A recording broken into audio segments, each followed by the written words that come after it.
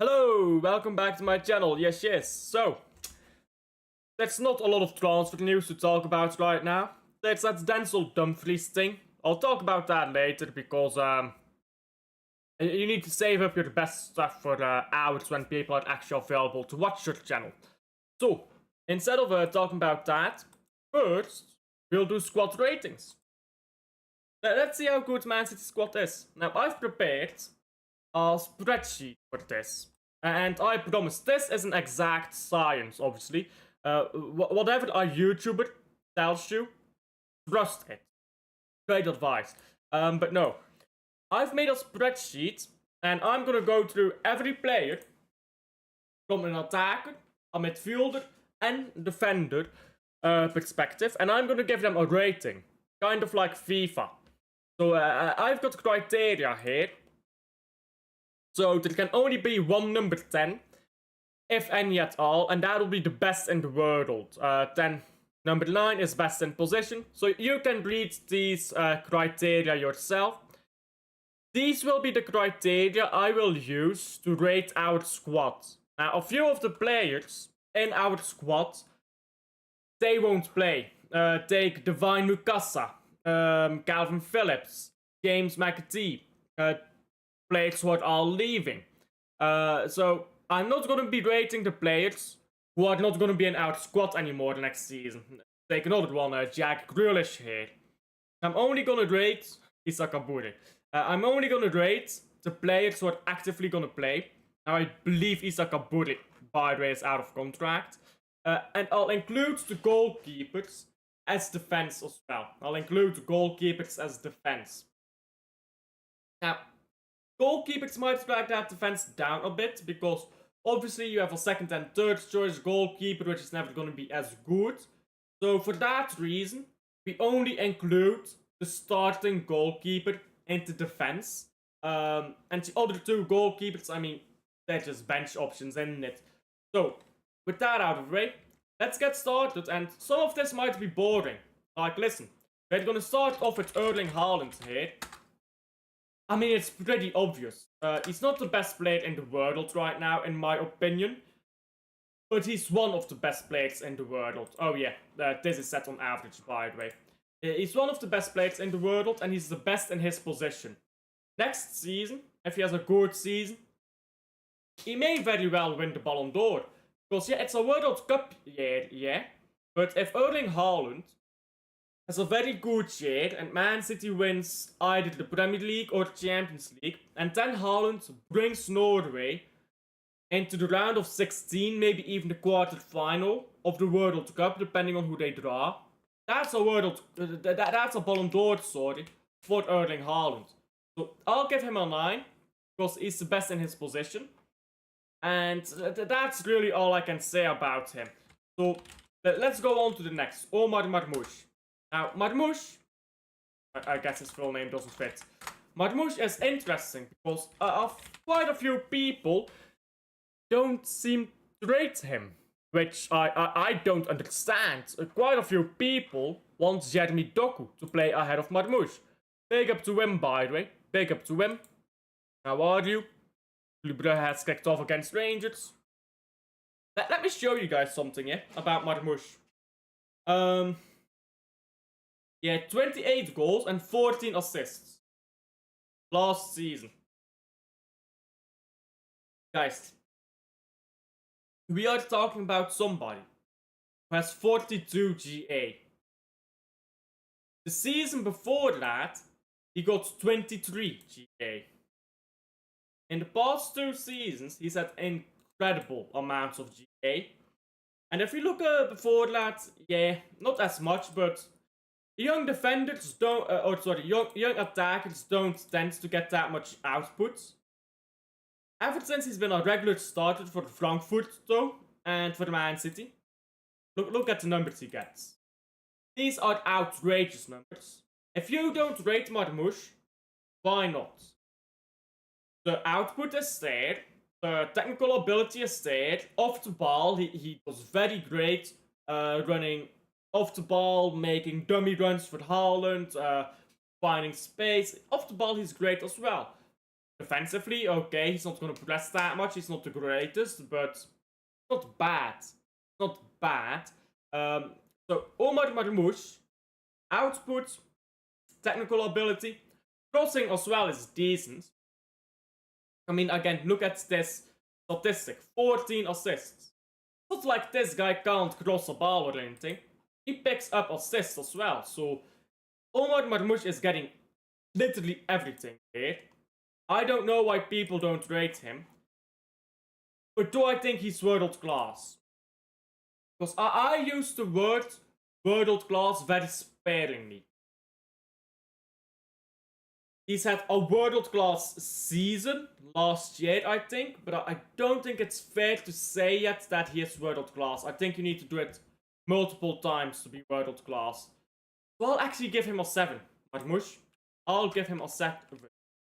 And then we'll get rid of these two. Out of all this, because this is really all out attackers here. So currently we have an average of 8. I guess we'll include Savio and Doku in attackers because they're wingers. But I'm going to look through this right now. Do we include Foden as an attacker? I include him as a midfielder, so that's a no. Doku, Savio, they go down as attackers. Grealish won't be here next season. I'll put Cherki as well in attackers. And Bob. So I'll put Bob, Cherki, Savio, Doku in attackers. So let's go on to Doku. I know he's played decent in the Club World Cup, but that's about it. There's not a lot you can say about this guy. He dribbles a lot, but he goes nowhere. It's a lot to say nothing. You know what I'm saying? Jeremy Doku is not that good as an actual winger. Yeah, he will dribble. Great on him. But what will he do? What will he do once he dribbles past you? Bangs the ball up in the air.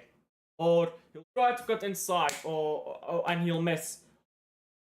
He doesn't get consistent output. And fair enough. Club World Cup, he got some stuff done. But now you go back to the Premier League, is he gonna do that? I don't think so. I think you go back to the Premier League, this guy is gonna be missing shots again. This guy is gonna be running into nowhere again. Off the ball, he's not great. So, for me, Doku, dribbling is the only thing he can claim to have. I think Doku is pretty average. So, if we're going by this, I'd have to put him in average, really. So, Doku in average, sure. And then Savio. Savio, I think it's not average, but it's pretty close because Savio has a lot of the same problems as Doku. He runs around a lot, but he gets nowhere, he's always in a panic, he's never really finishing well. So Savio, I think, has a bit of the same problem. Yeah, he played a good Club World Cup. Now you come back to the Premier League, how do you play? These are important things, and I don't see these improvements in Doku or Savio. So,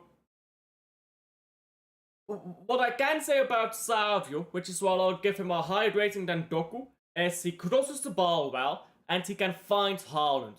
With through balls, as you saw against Arsenal at the Etihad, and then with a cross, as you also saw against Arsenal at the Emirates. So, Savio has some weapons in his arsenal, whereas Doku is kind of dull. So I'll give Savio a 6. I think he's good. I don't think he's average. But that doesn't quite mean he's good enough for Man City yet. So, next attacker in there is going to be Oscar Bob. Now, Bob is going to be difficult to rate. Because Oscar Bob is young and has barely played. I mean, let's go through Oscar Bob's minutes. Let's see, yeah. How many minutes has Oscar Bob played in his whole career? 91, 271, so 892, 1092,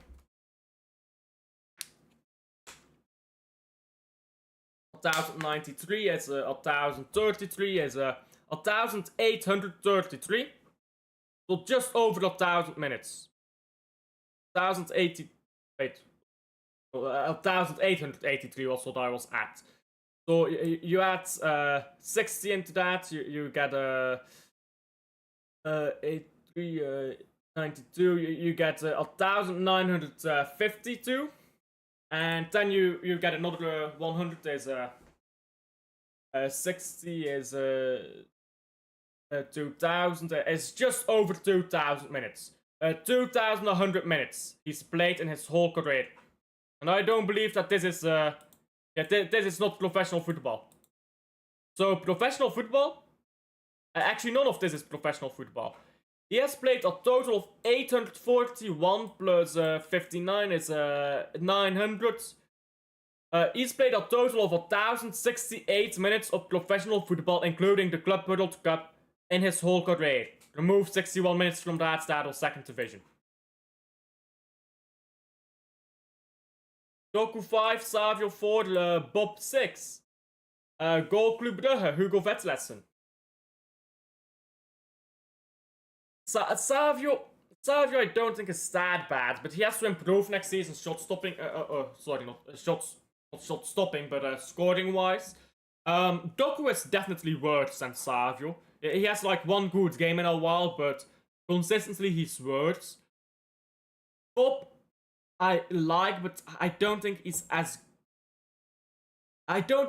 good as people make him out to be. It's like, oh, look at this new young talent we have. He's the greatest ever. He's the savior of mankind. He's this, he's that. He's okay. He's okay. He's played a few times off the bench. Clearly, Pep Guardiola trusts him. But how many minutes has he actually played in his career? Like, you look at how many minutes he's played in his career. Against what teams? Against the quality of teams. Almost all of them off the bench. It's not actually proven anything. Like, yeah, great goal against Newcastle United when De Bruyne assisted him 2 years ago. That's two. I mean, that is coming. That's 1.5 years ago. The great goal 1.5 years ago. I know you were injured, but we can't keep going of what he did 1.5 years ago. So honestly, I can't call Oscar Bob elite. He has to prove that he is elite first. I think he's just good. For now, I think it's just good. So, one last attacker to add to that then is gonna be Ryan Cherki, right? No other attackers really. Ryan Cherki. So let's add Ryan Cherki. Now I don't need statistics for this one. Actually, is it? Yeah, it's Ryan. This doesn't matter. Cherki. Cherki is, well, he's not the best winger in the world. Let's start off with that. I think he's more of a winger than he's a midfielder. He'll be a bit of both. Vinny Jr., Mbappe, Rodrigo, arguably, I don't think so. These players are better than Cherki. And that's about it. Cherki's overall ability in a game to just get the ball, run around, run at defenders is elite. It is simply elite. His finishing is unreal. He scored some great goals. He's a threat from outside of the box. In the box he will be a threat. His passing is elite. His vision is elite. He gets great crosses off as well. He is so good, so elite in so many different assets of football. I don't think you can really argue that Cherki is one of the best players in the world right now. He's one of the best. Technically wise, he may even be the best. That's how highly I personally rate Cherki. And people disrespect him, yeah? But here's what I'm gonna say about people who disrespect Ryan Cherki. He is way better than anything in the Premier League right now that plays a similar role to him. Jack Grealish is basically the last time the Premier League saw a player of this quality, of this nature. And wow, Jack Grealish is nowhere near the levels of Ryan Cherki. And he does it with such, not impunity, with such boldness and grace. And He does it off the bench when he starts. He does it whenever it's needed. He does it immediately, gets chances in the box. He does everything we need of him. So I'm gonna give him an 8. I don't think he's the best in his position, but I do think he's world class, which is a word I use very sparingly. Because a lot of people use the word world class to mean anything and anything and everything at this point. But when I say world class, I actually mean world fucking class. That is what Ryan Cherki is in my opinion. So, with that said, we've gone through all our attackers. And I must say I'm quite disappointed with Doku. Savio and Bob, okay. That's fine, they're bench players. Doku, I still don't think he's good enough. I would sell Doku and get in Morgan Rodgers. Or get in a similar player like that. Get it Bowen Eve. I mean, he's gonna be way too expensive though, to get in as a bench player. But I would sell Doku and get a different bench player. Because next season, what he's gonna do is he's gonna play one good game and then he'll be back to settings. And that's just the loop of Jeremy Doku. And I think people are a bit blinded to that. Big up Alf and chat, big up to Herbal. Are better than the names you mentioned. Okay. I mean, Rafinha is not better than. No, Rafinha is not better than Mbappé just because he had one good season. Mbappé does what Rafinha did every season till now. In fact, he did it this season too with Port Madrid. Doué, I mean, come on, have you watched Doué? Other than he's an okay player, but he's not better than Vinicius Jr. We get ridiculous sometimes, I think, in football. We're talking about Vinny Jr. He's done it for years on end. Has he been great this season? No, but Doué? Not bad, Doué, but come on, he's had one season at the top level. Cherki 8, Foden 8. Well, I'm not at Foden yet. I don't know if that seems low, but he has an incredibly high ceiling. Well, what I'm doing for the ratings here is, I mean, I can scroll down against the criteria. Unless you're the best in your position, you can't be a 9. And I think there are wingers out there who are better than Cherki. So, as Mbappé, I think Mbappé is the best winger in the world. Okay, he had one bad season where he got like 50 goals anyhow. So I do think Mbappé is the best winger in the world. So Cherki, if we include him as a winger, he can't be the best. Doku is currently better than Savio. Based on what? He's had one good game, based on that. He was terrible against Al Hilal. You don't need to look at 1 or 2 games, you need to look at 20 games in a row. Look at the past 20 games. How does Savio impact the team and how does Doku impact the team? Savio, if you look over 20, 30 games, if you look at over a full season, when he's played, he's found Haaland. In big games and smaller games. Doku, has he done that? Not consistently. I mean, this is what football fans do, isn't it? Oh yeah, he had one good game, so he's better. Like, no. That's just not football. That's just not football. One good game doesn't make you better than someone else. Take this for example. This is a great example. Is Ødegaard a better player than Kevin De Bruyne? What about in the treble season?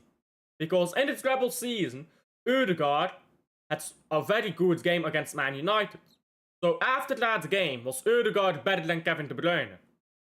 No, it's a one-off game. One-off games don't show the level of a player. A lot of games over a long period of time show a trend, and from that trend you can see the level of a player. You can figure it out. One game? Absolutely not, in my opinion. What are you on about? Every time they share the pitch, Doku is better.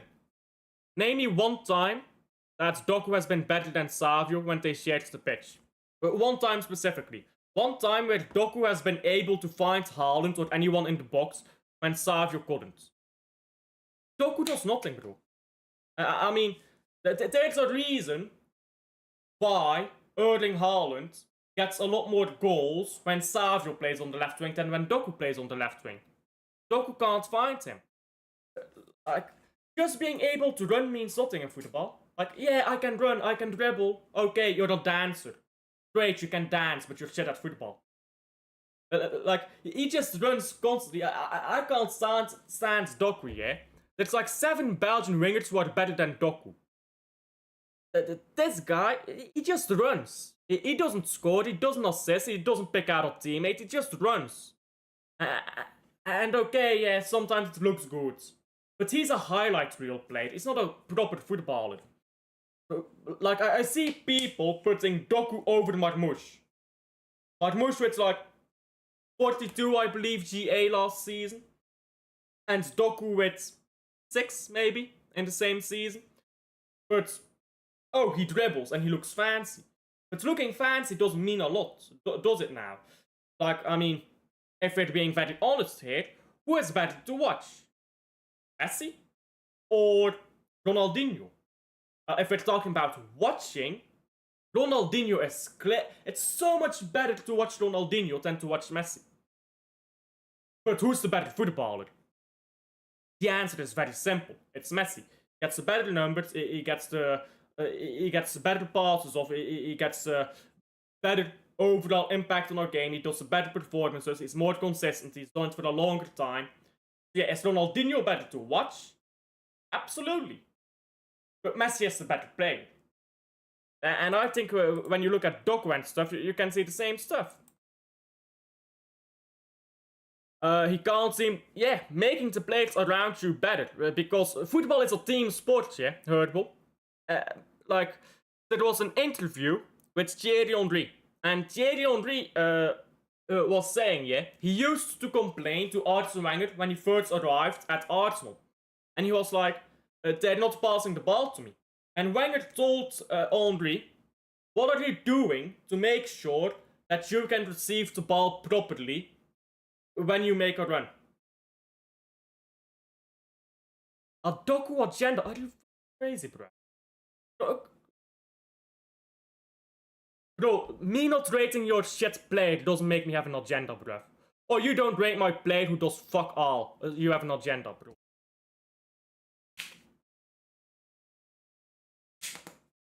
He's dog shit. Like, say it as it is. I don't do this player FC thing. He plays one good game, then he goes for 10 games. I can't stand this agenda stuff. Oh, you have an agenda, bro. Bro, if you don't disagree, if you disagree with someone, you have an agenda, bro. He's a beast 1v. I mean, let's read this. This is more informative. He's a beast 1v1. But what's the point if he can't find Erling? Absolutely, as I was saying about that Thierry Henry thing. And what are you doing to draw the best out of your players around you? When Thierry Henry played with Bergkamp, he could run however he liked, because Bergkamp would find him. But when he didn't play with Bergkamp, with some players he'd need to come down to play 1-2. Some players need to make a deep run to pick a ball over top. You need to see what the players around you do to try to improve them. Doku, it's random. It's random. Sometimes he cuts inside, sometimes he cuts outside, sometimes he gets past the player and then he tries to cut the ball back. Players don't know what he's gonna do. Like, I saw a clip going around of Haaland always goes to the far post. And one of them was Doku cutting inside. And we've seen this exact same phase 1,000 times, yeah? Doku cuts inside, shoots. We've seen it 1,000 times. He usually spanks it over the bar. Haaland ran to the far post, defender was dragged with Haaland, so Doku could shoot straight at target. Haaland opened the space for Doku to shoot. What did Doku do? He tried to pass towards Haaland, who was no longer available to pass towards, because he just had made a run, which got him marked to make space open for Doku shot. This is my problem with this player. And this is the problem with people who don't understand football. He can look good, but that doesn't make him good. Take James Dean Talby. James Dean Talby has just been sold to Sunderland for 23 million. If he was at Man City, a lot of people who like Doku would like Talby. But I promise you, everyone will laugh at Talby next season. All the Doku fans will laugh at Talby. But they don't understand yet. These are two of the same players. Doku probably better than Talby. But still, two of the same players who do the same thing. But the only difference is, Talby is not at my club and Doku is. And I watch Doku and I see him dribble. But I just follow the ball and I don't follow what's going around on the pitch. And that's what Doku fans are, bro. I swear down. Clearly you have an anti-Doku agenda, okay. Clearly it's an agenda. 2 seasons where he's been heavily criticized by the entire fan base, and it's an agenda. Club Brugge Ludovic Reis. There you go. Take up to Ludovic Reis. I can't stand that agenda talk, it's so fucking childish. Oh, you have an agenda, okay bro. Anyhow, moving on from Doku. Where are we at? We've gone through all the attackers, so let's get into midfielders. I'm gonna start with Rodri, because that's easy. Then, there you go. Can't really argue with that, can you? Is Rodri the best in the world? Probably. So, I mean, maybe I should give him a 9.5, since he's only just back from injury. But I do think that Rodri is the best in the world. Even after his injury, I do still think that Rodri is going to be... I mean, he's the Ballon d'Or holder. But I feel like giving him a 10 is also a bit lazy. Like, just giving him a flat 10 is a bit lazy, I think. So, you know what? I'll give him a 9.5. Because I think he's still the best in the world. But he's coming back from an injury. So I'll give him 9.5. There you go. That is my cheat cop-out answer. We don't need to talk about Rodri, but maybe we should put an asterisk next to his name. Because if this guy can't keep fit, it's just like John Stones. John Stones, at some point, was the best centre-back in world football. At the same time, he was always injured, so he didn't have the chance to show that, and... He couldn't make an impact. Not as great an impact, at least, if he wasn't as injured. Rodri, coming back off an ACL, is being rushed back, clearly, because he got injured again.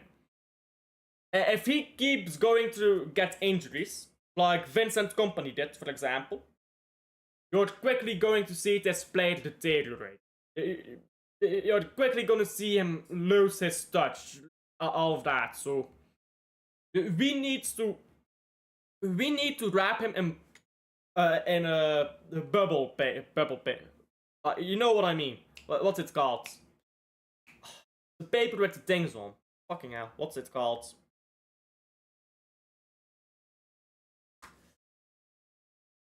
I forgot the name. Bubble wrap. There you go. Bubble wrap. We need to wrap him in bubble wrap, yeah? And keep him safe. Because if he gets injured again, bro. Yeah, Rodri is a 10. If we do things right, he will come back to that level in 2 or 3 months. Possibly. I don't even like Doku, but you are being very unfair to Doku. And what? Am I being unfair to Doku? He's a stupid footballer. Like, no offense to him, but if you compare Jeremy Doku to Savio, there's intelligence in Savio, there's... I mean, maybe he's not stupid, but he's slow. It's really slow thinking-wise. He runs fast, but thinking-wise, he's slow. Yeah, he dribbles past a player, but he accomplishes nothing. When he dribbles past players, I mean, you compare the statistics of Doku and Cherki, and you see how many times they dribble past players.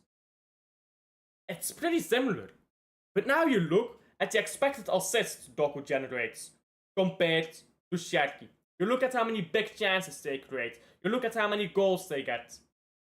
When Doku dribbles past players, he does not accomplish anything. He's slow. He's slow thinking wise. He dribbles fast, but he doesn't think fast. I don't see how that's unfair. I gave him average. I'm being very kind to Doku, calling him average, because I tell you right now, Arsenal fans, Chelsea fans, Man United fans even, they will not take Doku. Liverpool fans will not take Doku. Real Madrid fans will not take Doku. Bayern München fans will not take Doku. Barcelona fans, Inter Milan fans. No fan base rates Doku. If nobody rates Doku, why is that? It's because, yeah, he dribbles, but what does he do other than dribbling? So he plays one good game and then all is forgiven. I feel like we do this way too often. Oh, we need to rebuild. We need to rebuild. But I still like Gundogan. And you're being unfair to Kovacic and you're being unfair to Doku. Listen, you don't rebuild if you're being super kind to all your players. If I'm just talking about the positives of these players, I could make out that Doku is a 9 out of 10. If I'm just loading him and talking about all his positives. But his positives don't come in a vacuum. They come attached with the fact that he doesn't create a lot. That he doesn't score a lot. That when Erling Haaland opens up space for him, he tries to pass to Haaland instead of taking the shot he should take.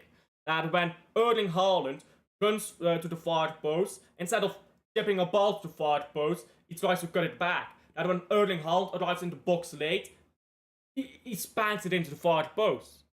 Like, consistently making the wrong decisions, and nobody knows how to play with you, that is on you. When Savio plays, Haaland knows what to do. When Doku plays, Haaland will run to the far post, try to create a shot. Doku passes to him. Okay, next time, I'll come down, try to receive the pass from Doku. He shoots. What are you supposed to do as a striker when the player you're playing with is so erratic that when you try to create space for him to shoot, he tries to pass to you. When you try to come down so he can pass to you, he shoots. You need to improve players around you. He's got talent, but he needs to apply that talent a lot better. Big up to Blue Heart as well. I really hope Doku can improve. I think I see some signs. For him to improve, he needs to keep his head up and try to play better with players he's got around him. He needs to play as a team. He doesn't play as a team. He plays as a solo player on the pitch. And then he passes the ball after he's done a dribble.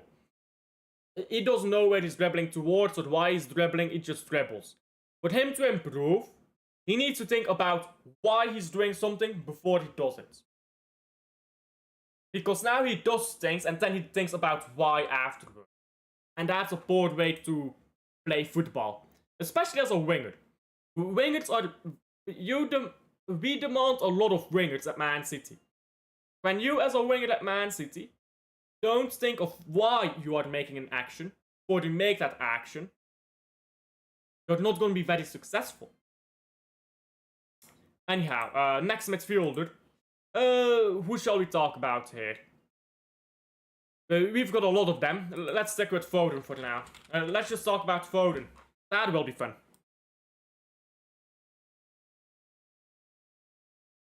I hate to remind fans everywhere that sports like football is competitive. If your opposition didn't want to win, where would sport be if your opposition didn't? Yeah. Please let me know, guys. Absolutely. Wasn't there a game in the World Cup in 1934, which was like two teams played for a draw because they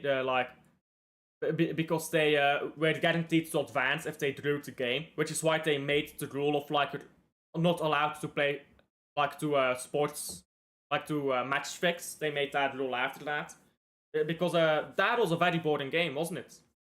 Because there was outrage all over the news, over the sports news they did this. They played Vladra on purpose. Anyhow, yeah, it's all be boring. Foden. So, in 23-24, he had a great season, obviously, Foden. Let me pull up Foden statistics. Great season. I think Rodri should have received Player of the Season, not Foden, but oh well, he got it, doesn't matter. He gets output. His performances are... Sometimes he puts in a good performance, a good shift, and sometimes he puts in a really bad performance, but he gets a goal from nowhere. So you forget about performance a bit. But what he does is he's just a silky footballer, and he controls a game a bit more. He's a bit more controlled.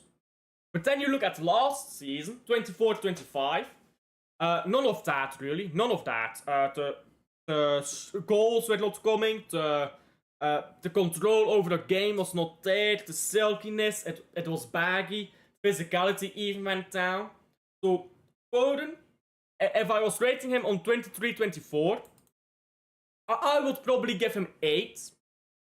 I won't give him a 9, but I would give him an 8 based on the 4-beat season. But he's regressed from that, obviously. Now, in the Club World Cup, he scored a few goals and he got an assist, but I need to keep the same energy for Foden as I keep for Doku. The Club World Cup doesn't show that much. It's a bit weaker opposition, and it's a few good games. It's not a run of good games, it's just a few good games he's had here. Just like he had in January, by the way, or was it February, where he started popping off some goals, and then he disappeared again. So he can build a short period of time, but we need him to do it over a prolonged period of time, which he's not at the moment doing. So for Foden, I think I would like to give him an 8, but I think he needs to build back up to that level. I don't think he's quite back there yet. I need to see him in the Premier League 5 games in a row play a good game. Like, of course, everyone's gonna play a poor game eventually. Rodri, Haaland, Messi even. They've all had poor games. Messi at the Emirates, he was shit, bro. He was shit at the Emirates. So everyone has played a poor game once in their career. But if Foden can consistently start playing well again in the Premier League, then I'll bump him up to a 7. But for now I'll get, to an 8. But for now I'll give him a 7. By the way, just remind for the criteria, 7 is still elite. 7 is still elite, so 7 is very good, I think. Last season I would have given him a 6. But I think, let me show you guys something, yeah? Foden. Let me show you Foden last season. See this? Wearing the long sleeves. But why is he wearing the long sleeves? At the end of the 4-beat season as well. This is at the end of the 4-beat season. Why are you wearing the long sleeves? Let me compare this with an older picture. Where he's not wearing the sleeves. Well, here, that's a newer picture. But here he's not wearing the long sleeve. You see how muscular his arm is? See how muscular his arm is? Now let me show you a picture of Foden last season without long sleeves. 24-25. If I can find it, because it's difficult to find. But the bottom line is, if I can find it, he looks a lot thinner last season than he does now. Because he lost a lot of weight, he had health problems. I cannot find a single picture of this guy without long sleeves last season. I mean, is this last season? Can't tell anything of that picture. But look at how much less muscle there is on his arm in this picture compared to the picture I showed just a few seconds ago. Why is he wearing the long sleeves last season? Yeah, ergo. Look at how thin his arms are. Compared to they are now. He lost a lot of weight because of his health, yeah. And that's why he started wearing the long sleeves again. Because he used to wear it when he first broke through. Then he stopped wearing those long sleeves. And suddenly he started wearing them again at the end of the 4-beat season. because he lost a lot of weight. And he doesn't want people to talk about that, and when you wear the long sleeves, you don't notice it as well. So it looks like his, like Foden now in the Club World Cup. If you look now, well, Club World Cup 2025. Let's do that. If you look at it now, there's more muscle on these arms again. There's more muscle on these arms again. So what I'm saying here is Foden is putting back weight. He's getting back to a healthier weight, which is good. So Foden, I think he's gonna ball out again next season. But I'm gonna need to see it first before I bump him up to an 8. I hope you're good. Yep. Great conversation between you two, but let me just get to Clovin's comments. Football didn't get to global sport. Sorry, didn't get. I can't read today. My apologies. My reading comprehension is shit right now. Football didn't get to global sport. It is by only see the richest or strongest teams win everything all the time. Why? Because it's impossible and a sports killer. Yeah. Foden should be an 8, even a 9, but right now he's a 7. I agree. Yeah. He's been hitting the gym. Good lad. We have put together some fantastic talents in the last 2 windows. With Pep and his new staff, I think we will, with a bit of time, very competitive this season. I mean, I'm still not sure how competitive we'll be next season. I don't think we are winning a Premier League title. I just don't think we're at that level yet. I think we'll compete for the Premier League, but I don't think we'll win it. If we go win a Carabao Cup, honestly, if we go win the Carabao Cup, I'd be happy with that. And then you've still got like the Champions League, for example. And I think the Champions League, there's luck involved, right, in the Champions League. So get the right draws, get the right performances at the right time, and I think we actually have a better chance of winning the Champions League than we do the Premier League. So I would argue we should maybe focus more on the Champions League even. Big up to Ahmed. I ain't scared of Arsenal one bit, bro. They are signing Madueke. They are signing Madueke. Do I need to say anything else? They are signing... Bro, Madueke. Noni Madueke. How many goals did he get at Chelsea last season? Okay, that's more than I expected, to be honest. But bro, he's a scrub. He's a scrub, bro. He doesn't get that much output. They need a proper left winger right now. And they're going to buy Madueke. And they're giving Chelsea Nwaneri. Bro, Nwaneri is still the best number 10. I respect the grind that Arsenal has to give the league title to other teams consistently. Arsenal is going to finish 3rd or 4th next season. I swear it down. To wait, they're moving. He will bring in a solid right back. I hope so. They won't get Gyökeres. They will go with Sesko. They'll be getting Sesko. They'll put him up top. Sesko will play as a false 9. Madueke and Saka will come inside. Pause. Like, bro, they are crazy. Not in a good way. Right. Do we count Bernardo Silva as a midfielder? I guess we won't. We didn't count him as a winger, so I guess we do. Bernardo. Yeah, Bernardo. Let's do Bernardo. So, Bernardo. I don't think he is that bad when he plays with young players around him and when he's given time to dictate play. And I think he's a decent captain. That's about all the positives I can say about Bernardo, to be very honest. When he plays next to Gundogan, he looks hopeless. He's not pressing... Well, he's pressing a lot, but he's not pressing effectively anymore. He's slowed down. He's not getting output anymore, not on a consistent basis. He was never really an output guy, but he's not doing it now either. He's not getting the ball forward. He slows down every play, never gets a counter going.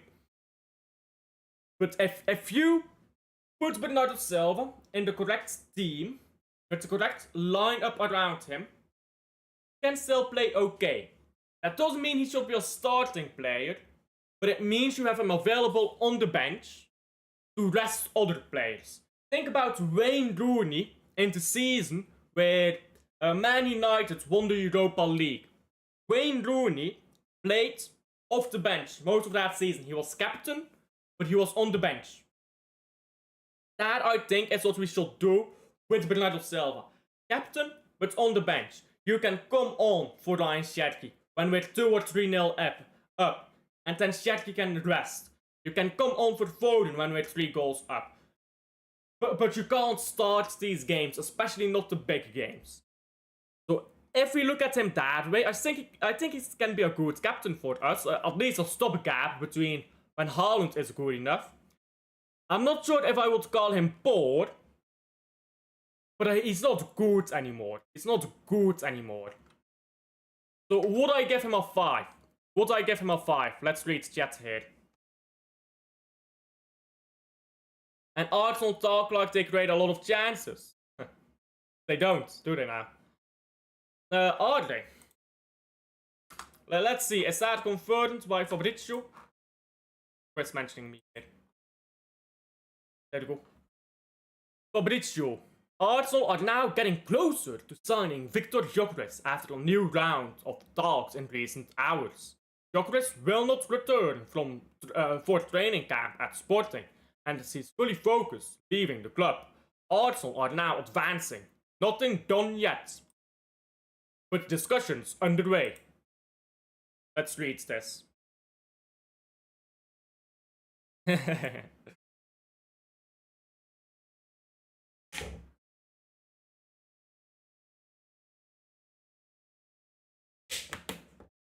I can bet my left balls that Arsenal will not complete the signing. I'm marking.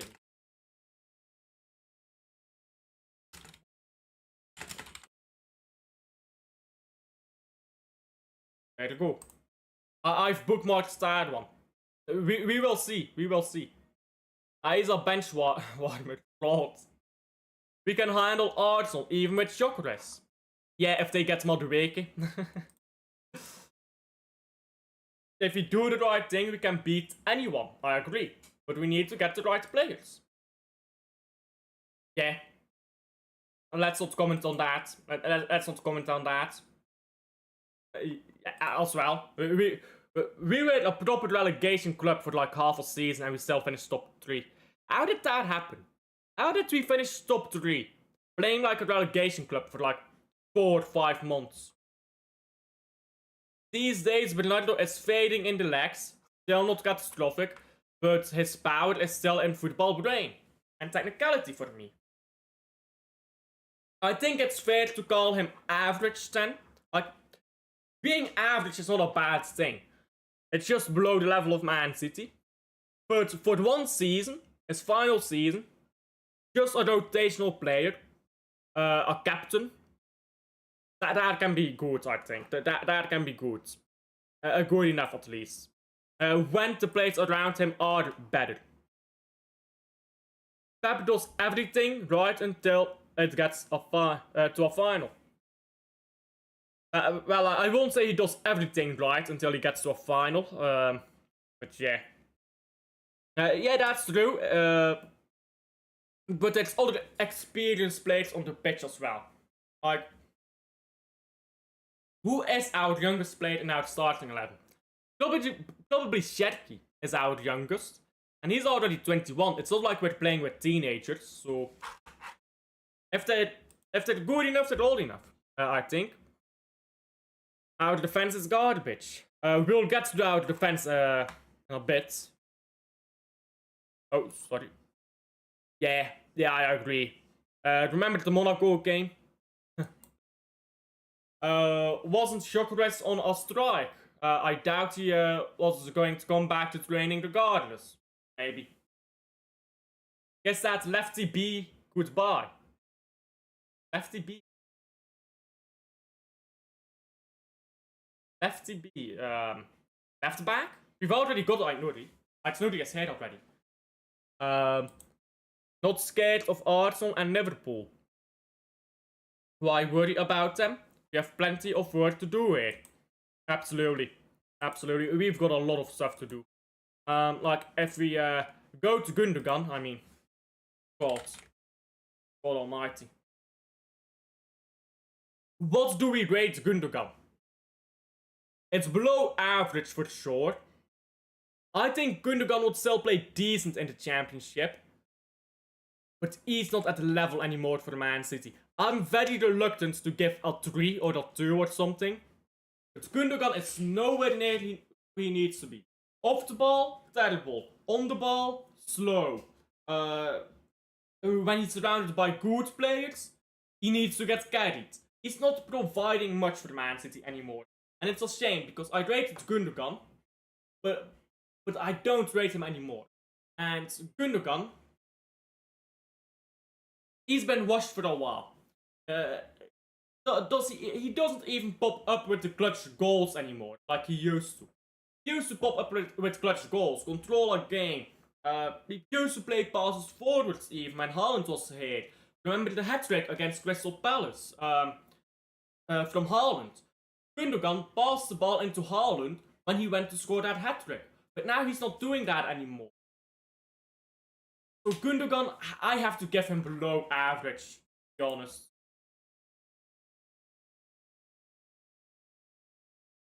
Such an easy game to manage. Yeah, but oh, left ball.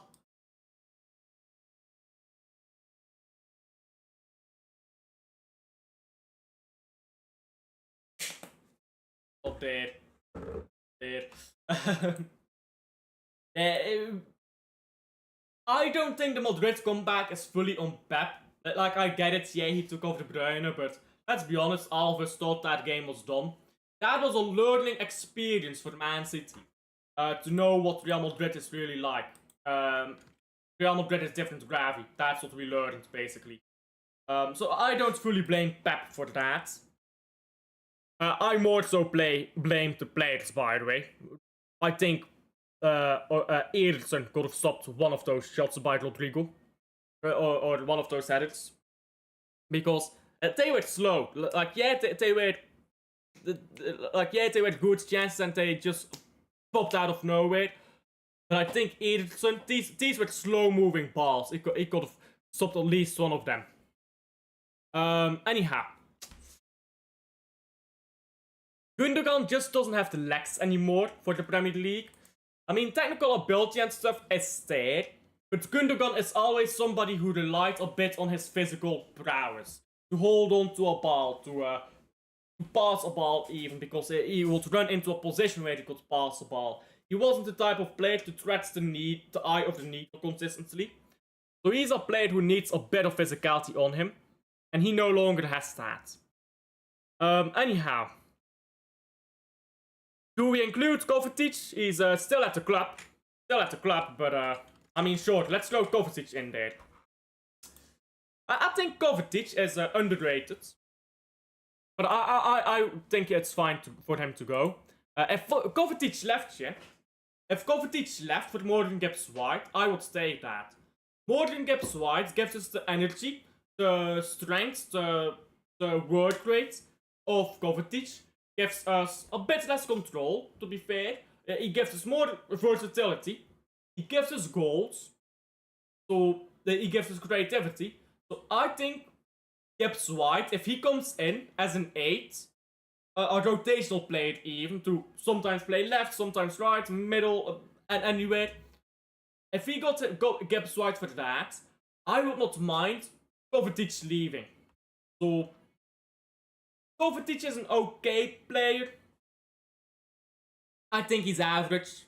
I think he's a really good player who's getting old, and now he's like just above average, which is fine.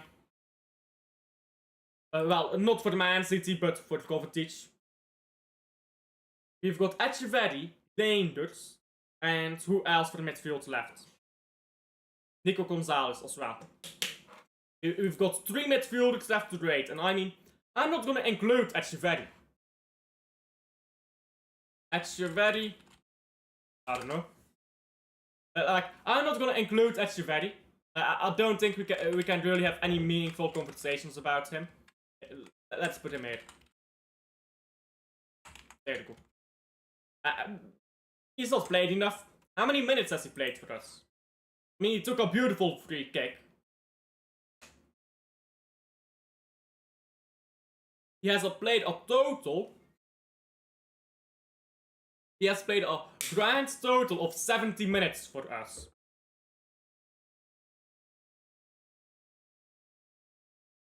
Fine, but I don't know. Personally, I'd think. Personally, I'd have Benny, Gundo, and Cover all as 5s. All the same level for me. Cover very experienced. I see that. Yeah, I completely agree with this. We haven't seen enough of Etcheverry for me to rate him. So I'll just put him as I don't know. I'll just put him as I don't know, and we skip. I'll do Tijani Reinders last. So let's talk about Nico Gonzalez. For me, yeah, I just think Gundogan is the worst of the bunch though, who's remaining. And Kovacic, you know what, I'll put him as a 5. You're right. I should put Kovacic as a 5. I'm trying to be nice to him. I shouldn't. Because I have a Kovacic agenda, apparently. You know, agendas. So, that was a joke. Gonzalez, he's potentially leaving. He is potentially leaving. We are playing other players ahead of Gonzalez, and he doesn't like it. I wouldn't like it if Gundogan was playing respectfully. Gundogan. I would not like it if Gundogan was playing ahead of me. Old, nowhere near the level he used to be. And I've just been brought in for 60 million. I was supposed to play games apparently. And I'm just sitting there, rotting. Gusnov and Reis must play in defense. You want Victor Hayes Gusnov centre back pairing next season? That's a bit wild. I mean, I want to see Gusnov definitely. I want to see Reis off the bench, but I wouldn't play them both together. Anyhow, Gonzalez. He's a very good player. I think it's unfortunate the way we treat him. I mean, if you look at his statistics here, his weakness is apparently discipline. Not sure what that means. Does he get a lot of yellow cards? Is that what that means? But if you look at his, he gets goals, but I want to quickly see some statistics. There you go. He's got great. Oh, this is Clapper.cap, isn't it? I want Premier League, sure. Premier League.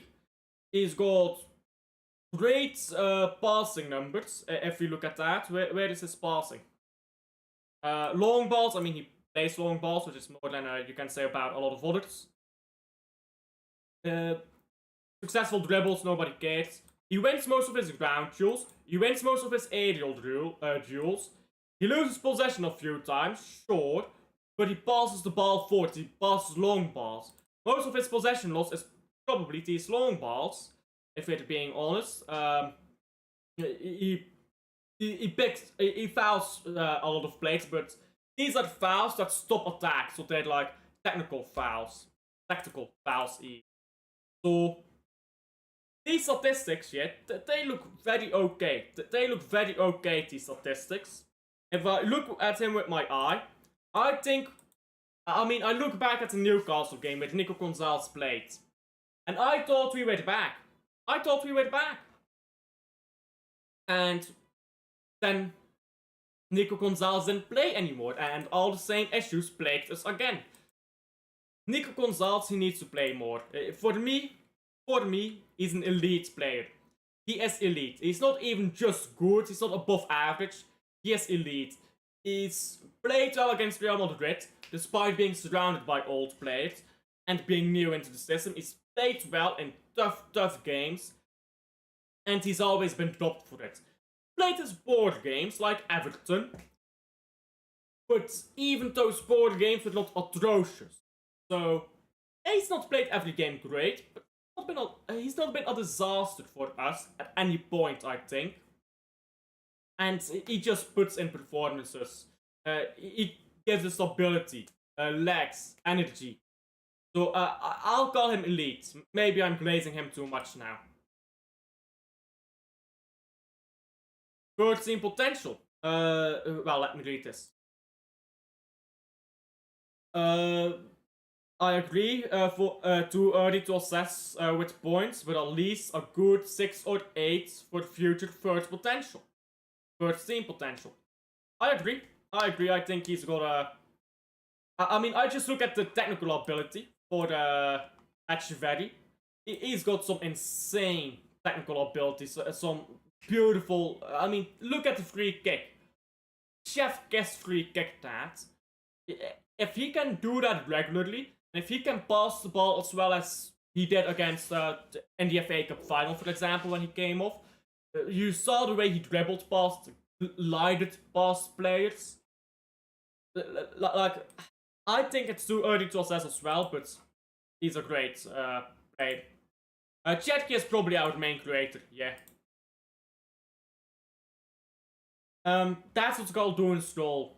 That's what's called doing stroll. Nico will have a tough time getting minutes. Johnny coming in. I hope we decide to keep him. I think we got quality players there. I don't agree. I think you have Nico Gonzalez as the 6, Tijani Reinders as the 8. And then you have Rodri as the 6 and Tijani Reinders as the 8. And then you have Nico Gonzalez as the 8 and Rodri as the 6. I think you can play with these players a bit. Gianni can't defend. Nico has to play now that Rodri and Kovacic. This as well.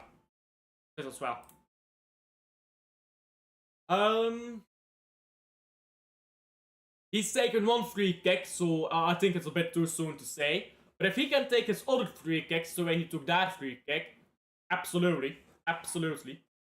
Anyhow, Reinders. He looked bored against Al Hilal because he was surrounded by old players and he was having to run across the pitch everywhere to try to make up for their sloppiness. But I think Reinders, from the little we've seen so far, box crashing, he's got it. Scoring, he's got it. Passes, he's got it. He plays some beautiful passes. I think Reinders has everything he needs. And he gives us energy as well. This is an energetic fellow. His style, he's physical, he's good in the box. I like Reinders very much. And I think Reinders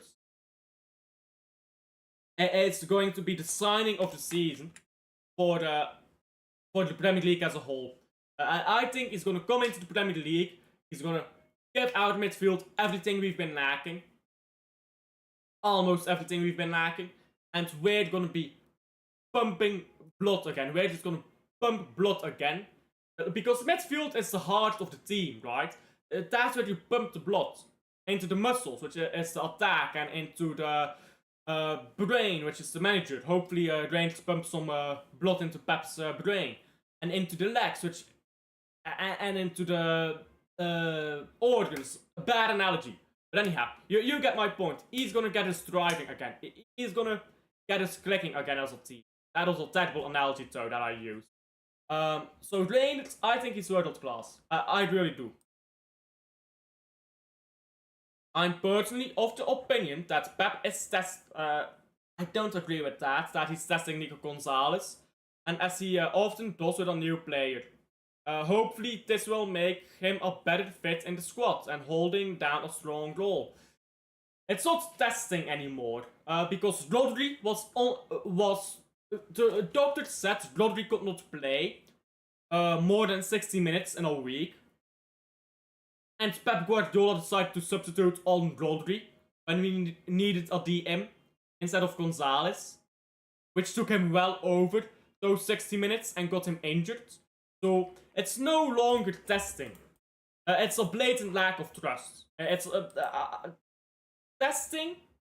You will still trust the player when you really need him. This is not the same in my opinion, humbly. Rodri is not that injured. And when he comes back, he will play every single minute, and he will get injured, and Nico G will have to play. Or Gundogan. Because he can't play every single minute. Pep Guardiola was warned. He was told, Rodri can only play 60 minutes in a week. Played Rodri more than 100 minutes. In the same week he was told he can only play 60 minutes, Rodri got injured. An ACL injury doesn't get healed and bam, you're back. Broken bones, once they're healed, they're healed. ACL, you come back, muscle injury, muscle injury, muscle injury. The way Pep takes care of Rodri,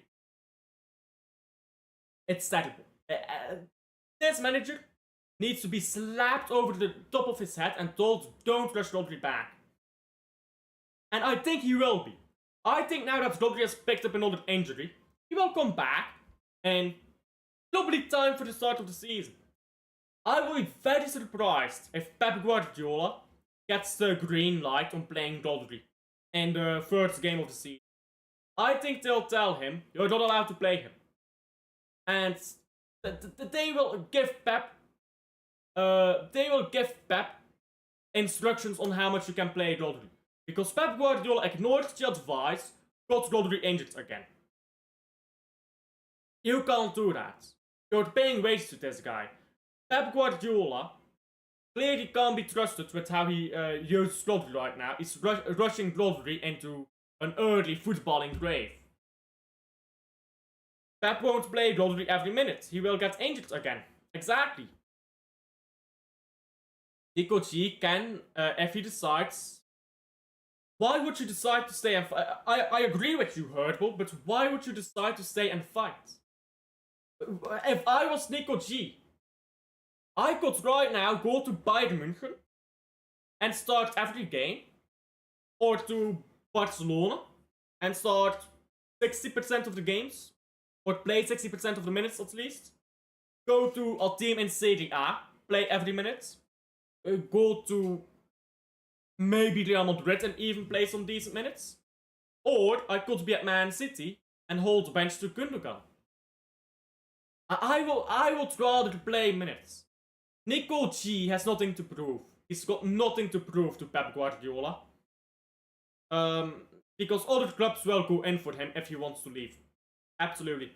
So he's got nothing to prove. So why stay if you want to prove yourself? I don't think he's got anything to prove, and he's not a Man City fan.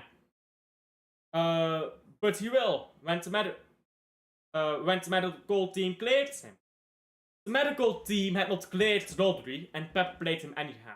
So Pep will play him, and he'll get injured again. Rodri was again. I feel like and I'm not trying to be rude here. I just get salty when I talk about this shit. I just get salty when I talk about this. So I'm not trying to be rude here. But Pep Guardiola was told by the doctors only 60 minutes in a week. And he played him over 100 minutes and got injured again. That is the highest degree of stupidity. When you ignore the doctors, you pay money to get your best player back to level. I get salty about this. How are you gonna ignore the advice of your fucking doctors? With your best player?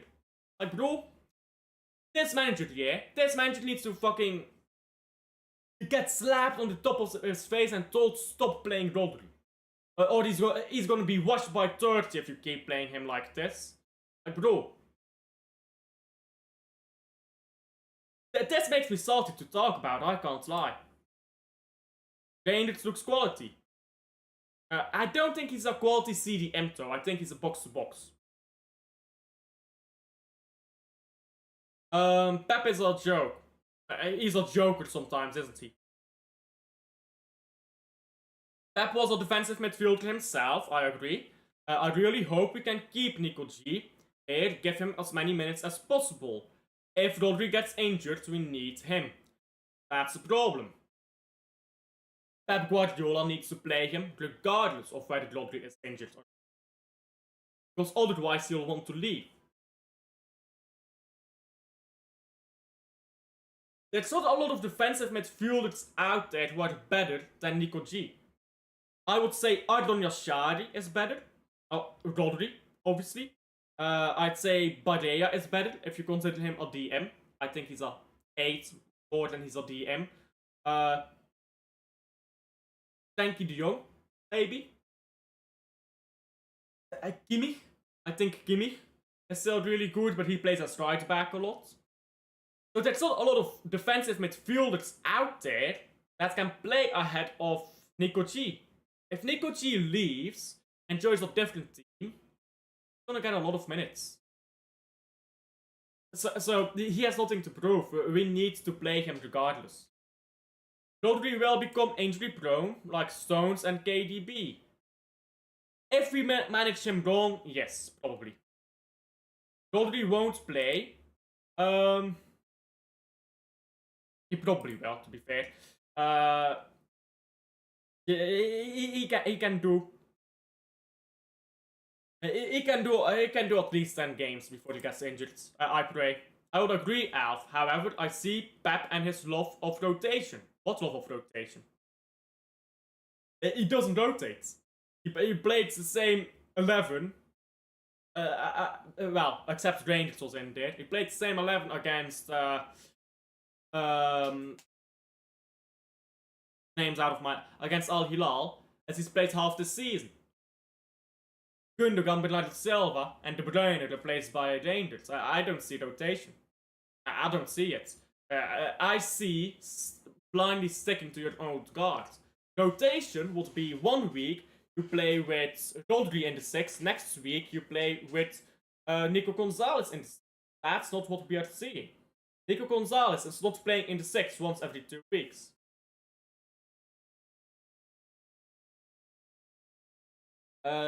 Testing Nico for me is just part of the process. I don't trust in processes. I don't want a process. I want us to be good again next season. So the 600 million. Well, not 600 million, like 500 million spent. Next season we need to be good again. Because it goes like 200 million in, across two windows. So 400 million. But like, still. We're gonna spend some more, so we might get to 500 million. Again, just a thought. No, it's completely fair, but I just don't know. I just don't know where the rotation is. Because he's not rotating, he's just playing the same players who aren't getting results over the line. And then he finally gets a result, and he bins the player who got the result. He should stay and fight. But he doesn't. Why would you want to do that? I agree, Herdbull, I agree. He should stay and fight. But why would you? Why would you? If you can go to Bayern München, play every game, why would you stay at Man City and fight? It would be great if he stayed for us and fought. It would be great. But why would you do that? That is my problem. Nunez sort of supports my point with the right back position. Pep likes flexible players. Well, no, Pep likes to do weird things on the... Pep likes flexible players, of course, but let's be honest. Would Nunez played right back if he had a right back? No, probably not, would he? And he's surprised everyone with how well he's played today. When's the last time Nunez played anywhere else than right back? When did he last play in midfield or in the wing? On the wing, sorry. Like, I get where you're coming from, but Pep Guardiola does not rotate as much as he used to. Whether it's because he doesn't like the players he should be rotating with, or because he doesn't like to rotate anymore, I don't see the rotation in the last 6 months happening. If he can show Nico G a clear plan, he will stay. Hopefully. I don't know. It's just not a good situation. I completely agree with that. If we can show this guy something to hang on to, and to show you're going to get into the national team for the World Cup, that's important. World Cup, he's going to want to play minutes. If we tell him, listen, you'll play this amount of minutes, you'll have your chance to get into the national team, you'll play with Rodri, you'll be his understudy, and that works. But we need to make a promise there first. of course. I don't think any of us really gets it. I don't think any of us really gets what's going on there. Anyhow, that's midfield done. That is midfield done. And, oh no, it's not midfield done. We still have O'Reilly. Do we put O'Reilly in midfield though? Is O'Reilly a midfielder? Is he a left back? I'm not sure. I'm not sure whether I put O'Reilly, to be honest.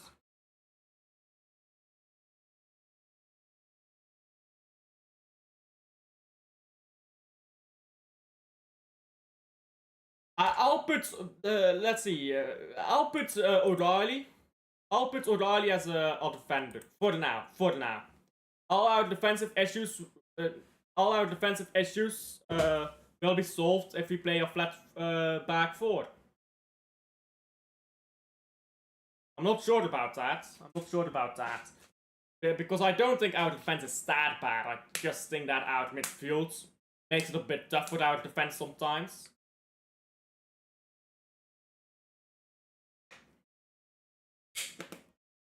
I agree.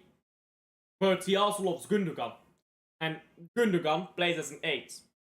I mean, you can play him fast 9, you can play him as a 10, you can play him as a 6. But he doesn't do those roles well anymore. He made McAtee a promise and he didn't come through on his promise. Rangers won 2 Brugge, by the way. A friendly game. But it's all just an opinion. Good opinion too. Yeah, just opinions. Our team can handle a back 3 with the right players. That would be, that way we could push Aït-Nouri up as an extra midfielder. No, I don't agree. I don't want him to invert. Aït-Nouri has to become an overlapping fullback. He has to push up. Winger. Yeah. I agree with winger, not with midfielder. To break down low blocks. We just need to be flexible and solid. I agree. I completely agree. Question for the chat. Yeah, but that's because he inverted. That's because he inverted. I don't like him as an inverting fullback. He has to be overlapping. Question for the chat though. O'Reilly. Left back, or defender, or midfielder? Is he a midfielder or is he a defender? I think I'd put him in defense, to be honest. Because I think that's where he'll play next season, most of the parts. I think he'll eventually break into Man City's midfield. I think he'll start off as a left back and then come into the midfield. The way that Foden started off as a winger and eventually became a midfielder. I'm not sure though. I think he's good either way, O'Reilly. I'll look at how he's played in the FA Cup for us. I mean, he played so well in the FA Cup that Pep was forced pretty much to start playing him. I prefer him as a midfielder, but currently defender, as I don't think Pep trusts him enough. Defense, but O'Reilly gets exposed against stronger opposition, like Nunez. Yeah, I agree. But that's fine, in my opinion. That's fine, because he's not gonna play against that harsher opposition. Rotation for the Cups would be solid. Yeah? So I'll put him as a defender. I'll put O'Reilly as a defender. O'Reilly. And I like O'Reilly. I think he's a good player. But when we compare him to Aït-Nouri, is he elite? Right? Is he elite? I would say he's not. I'm not saying he can't be, but I don't think he's there yet. I think he makes a few balls or mistakes sometimes. I think he's got a sloppy pass in him sometimes. There was a phase where, who was it against? Must have been Crystal Palace, where the ball came over the top and O'Reilly allowed it to drop. He should have cleared it, but he allowed it to drop. So he's got moments like that. Which I think is why he's not great yet, but he's young. And these young players, when they play football, they improve. Like listen, young players You need to strike the balance between too much football and too little football. These young players, you play them enough, but not too much that they get injured. They will have a massive improvements, especially if you coach them well, if you have someone next to them that can teach them their role. So, O'Reilly, I think, will improve. Next season, he'll improve, and the season after. And I think he'll gradually get into that elite category. But for now, I'll call him just good. He's got a lot of energy on him. He's box crashing, which I like to see. He can invert a bit more as well, because he's naturally a midfielder. I agree with the flat back four for certain games. Yeah, for certain games, sure. For sure against low block, breaking sides, but I also want us to be more aggressive. I agree. So it depends on the game. It depends on the game. I think we need to be a bit more flexible to who we are playing against. Yeah, spot on. So, O'Reilly, I'll give him a 6. I think that's fair. And then let's get... Oh my days. So many defenders. So many defenders in here. I mean, Carl Walker, we don't have to talk about you anymore. Thank God. John Stones. I'm not gonna bother talking about John Stones. He's a hospital regular, and he's probably gonna be sold. So let's talk about the ones we are keeping. Which is Victor Hayes, Rico Lewis, Akanji, probably. Are we keeping Aki?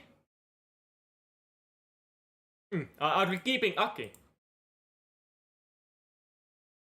There. Bro, please no. Please no. I would rather they don't end up there. I think we'll keep Aki.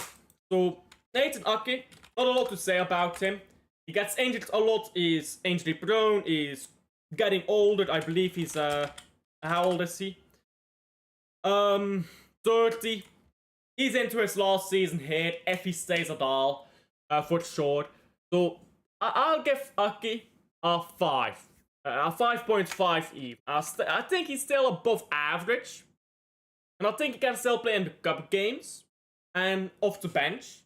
And be a decent backup, right? But not a starting player. So I'll give Aki a 5.5. I think that's fair. I think Aki stays. Hospital FC, bro. Yeah, it's John Stones. There's no way. There's no way John Stones stays, so. No way. Akanji.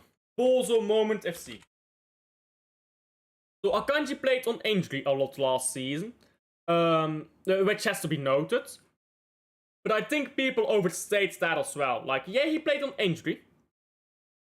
But he had his board games. And he had his board games, he had his sloppy games, he had moments where he has Bozo moments. And last season he did that, not just last season, but the 4-beat season he did that as well, where he did all of that and then he wasn't playing on an injury. In the treble season, in the Champions League final, he had a Bozo moment in him. He's always had a Bozo moment. He's always played sloppy passes. He's always been a bit still in defense. You look at the FA Cup final, how he got past very easily. I might be harsh here, but I'll say Akanji is bored. I'll give Akanji a 4. I think he's bored. I don't know if that's harsh or not. Fully fit, he is still a top player as a defensive left back, backup centre back. I hate you, but I don't think he'll ever be fully fit again.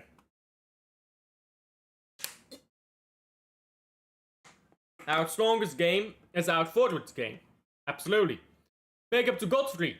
How are you, Alf? I'm doing good. What about you? Hit the like and subscribe, by the way. Big up to Godfrey doing God's work.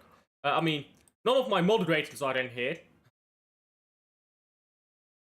Yeah, I mean, Manjix is a bit different. I think Manjix is a bit different to talk about Bozo moments.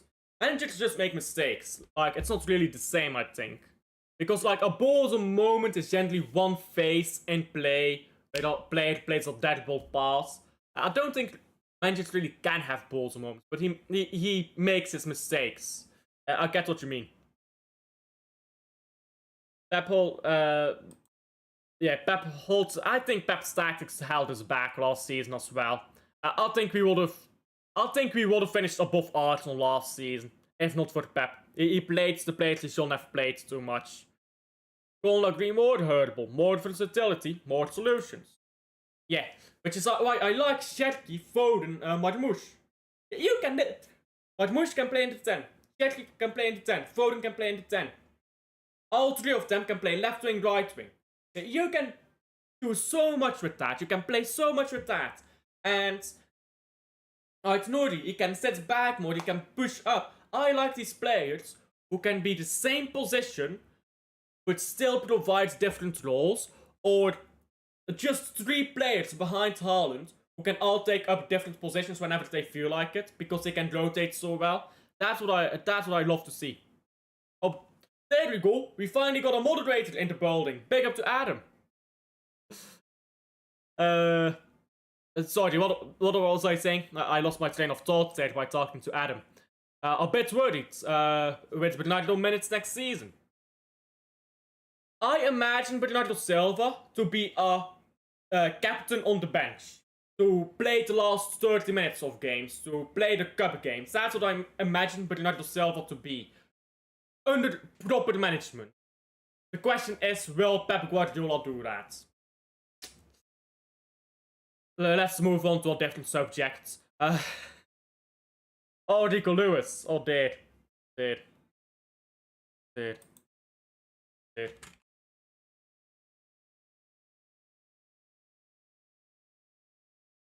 I'm gonna be honest.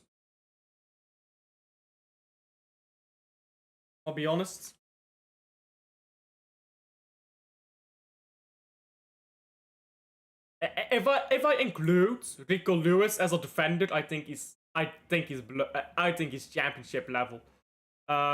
If I include him as a midfielder, if I include Rico Lewis as a midfielder, let's put him in at midfield. I think I can give him a 5 maybe. I think he'll be good for another team. Like a Crystal Palace or Brentford, a team like that, I think can use a Rico Lewis. Moderators are slacking today, you know, bruv. You know. If and when we play Bernardo, just don't play him as a 10. Bernardo in the 10. Here we go. Erling Haaland makes a run. Bernardo Silva passes backwards.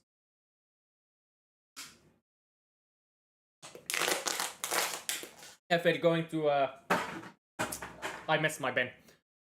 If we're going to play attacking fullbacks to hold the width, I'm worried Bernardo will stop us from seeing trio of Cherki, Foden, Marmoush. I agree with that.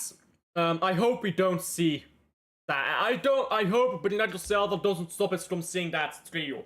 I don't mind Bernardo Silva coming off the bench when we're a few goals up and then Cherki comes off. Or Foden comes off. But I want to see Marmoush, Cherki, Foden start. And I hope Bernardo doesn't stop that from happening. Oh, sorry. I clicked on the wrong thing. And this is the first time, like I said, since 2017 that City went trophyless. You know, first time since 2017. I mean, that's 8 years. That is 8 years, to be fair. 8 years in a row, or 7 years in a row, with a trophy. You got to rate it. Lewis and Bernardo in the team at the same time is a disaster, absolutely. Especially if they're both in midfield. Because again, Lewis is a good midfielder, he just lacks the physicality, I think. We have Cherki, Foden, even Savinho, Doku, Bob, Echeverri. If I see Bernardo 10, I'll cry. But oh, I swear down, yeah. We'll get to a final. We will get to a final. Bernardo Silva will not have played the 10 once. All season, he will not have played in the 10 once. We will get to a final Guess who's gonna play the 10? It's gonna be Bernardo. Unless he's injured. Yeah, you'd think everyone's level have dropped since the treble season. I mean, obviously, levels have dropped since the treble season. Players get old, and that's okay. Listen, I still like Aki. I think in the treble season, Aki is the best left back we've ever had at this club. He literally never got past, bro. He never got past. He was like Gandalf, you will not pass. His attacking play was underrated in that treble season. But these players get old, and when they get old, they regress a bit. Whole team regressed after the treble, including uncomfortable conversations. Pep also regressed after the treble. Because think about it this way. The first time Pep Guardiola won the treble, what was the conversation? Lucky first season. Lucky start. Can he keep it up? Pep Guardiola still had to prove himself after he won the treble with Barcelona. After he won a three-peat with Barcelona, which included 2 Champions Leagues, one of them in the treble in his first season, he did not have to prove himself to anyone. Went to Bayern München. Now he's the proven guy that's gonna get you a Champions League. Did not get Bayern München a Champions League. So he goes to Man City. And he did not really prove himself at Bayern München. Bayern München wanted to keep him, but Heynckes was better than him. Now he goes to, according to Bayern München fans, if you ask a Bayern fan, they'll say Heynckes was better. My source is Zeer and Liam, both Bayern fans. They tell me that Heynckes was better. Anyhow, Pep goes to Man City. Oh, his football will not work in the Premier League. So he's got to prove himself. 17-18, he needs to prove himself because people say, oh, your football will not work in this league. And his football worked. Then the season after that, he still didn't win the Champions League. So, okay, he needs to get better results in Champions League. At the same time, he was getting competition from Jurgen Klopp. So he had to prove that he was better than Klopp. He won the domestic treble. Then he finished second to Klopp. Not of Pep Guardiola's own fault, but he finished second. So now mentally, I need to prove I'm better again than Klopp. He goes, wins the title again in 2021. Then he lost the Champions League final. So now he needs to prove that he can win the Champions League. Okay, he wins not the title, but no Champions League. Collapse against Real Madrid. Still needs to prove he can win the Champions League at Man City. The treble season, he's done the three-peat, done the Champions League. He's proven he can do the Champions League. Now all that is left is the four-peat, never done before. In the Bundesliga, never done before, four-peat, he got Bayern München over the line in a four-peat. He needs to prove he can get someone over the line in a four-peat. But the motivation from that is not as great as the motivation of, can I win the Champions League? And he won the four-peat, and he was not as good that season as any season before. Like the four-peat season was Pep's worst season up to date. He wasn't terrible, but he was above average sometimes in that season. The next season rolls around, he's done the four-peat, and where is the motivation? He's done the Champions League, he's done the four-peat, he's done the domestic treble, he's done Centurions. What has he left to prove at Man City? Nothing. So when you have nothing left to prove as a manager for the first time in your managerial career, where is the motivation coming? Maybe now the motivation is to prove I can still come back from this. Maybe. You are doing a great job of rotating yourself and showing versatility, dealing with... know what? I'll take that. You know what? 1 second. 1 second.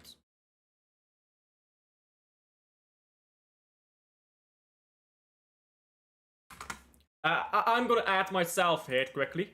I don't know, what color do I use? Sure, let's use this. Oh, that color is atrocious. Nah.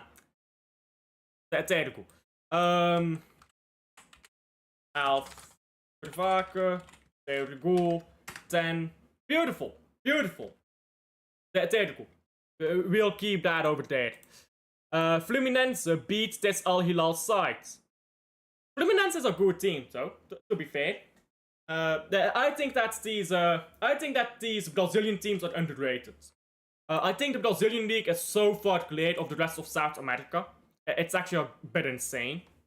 Then again, I've only watched 3 games of Brazilian football, so maybe I'm overhyping it. Treble Ake was insane, I agree wholeheartedly.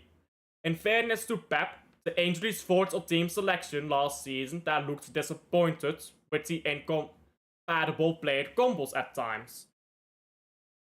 I agree. However, you can't blame everything on that, because I feel like when players came back from injuries and when we got Nico Gonzalez in the window and Gusnov, I mean, apparently Gusnov didn't play because of like add-on clause where if you played 10 games you had to pay more money. But let's forget Gusnov. Nico Gonzalez came in, gave us stability. Pep benched him. Jack Grealish, I thought, played really well against Nottingham Forest. And Grealish has to leave, by the way. I'm not defending Grealish here, but Grealish played really well against Nottingham Forest. Played bad against against Juventus. And now, one good game, one bad game. And Pep Guardiola is left without choice. Do I treat Jack Grealish the same way I've treated Bernardo Silva? And with that I mean, Bernardo Silva plays a lot of bad games, plays a few good games, I still give Silva a chance. Or do I look at one bad game, ignore the one good game and bench Grealish? He immediately went to bench Grealish.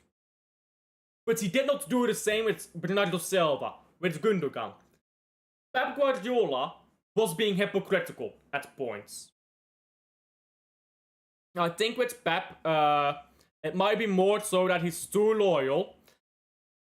Yeah, I think it's like a comfort food. When you don't know what you're gonna eat, when you go to a restaurant and you don't know what you're gonna eat, what do? You order fish and chips. You're in a restaurant, what am I gonna eat? I don't know. Fish and chips. Spaghetti. Like, you can't mess up a spaghetti. So you order a spaghetti. Or a steak. It's very difficult to mess up a steak, right?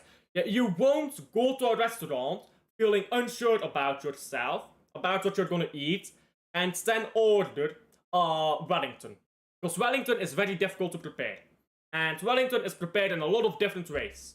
So now, I talk about food a lot, by the way, on this channel. Maybe I should make a second channel about food. I talk about food so much.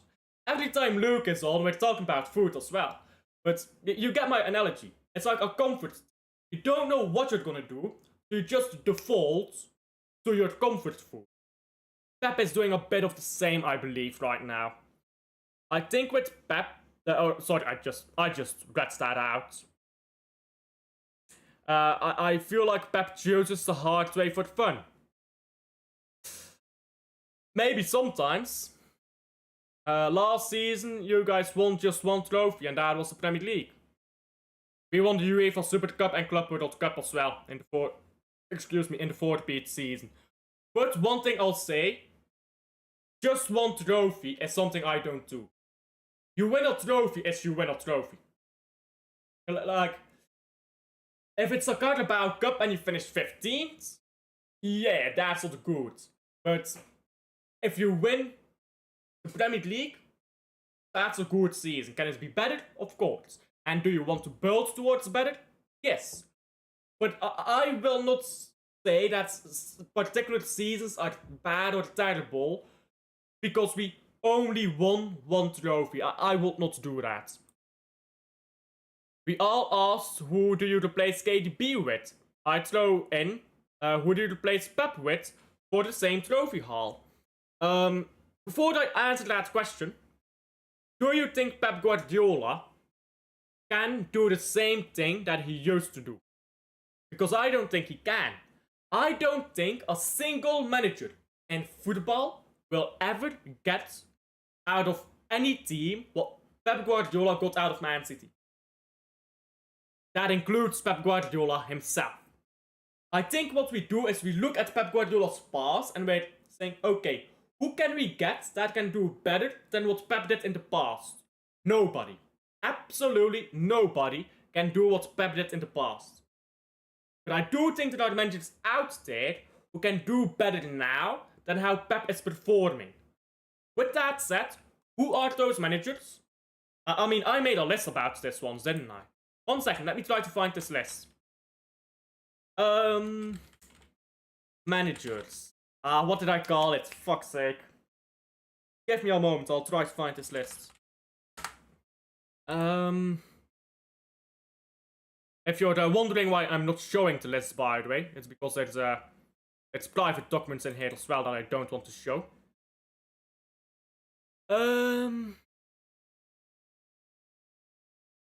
Wait. Let me zoom out a bit. It's not in here, is it?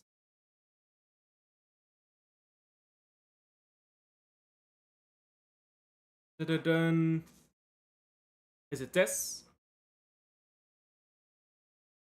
Oh god.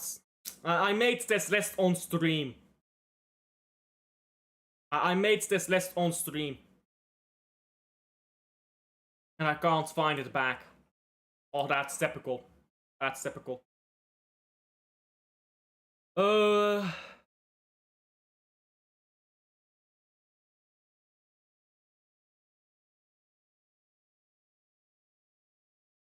here we go, I found it. I found it. Let me drag that up here so you guys can see.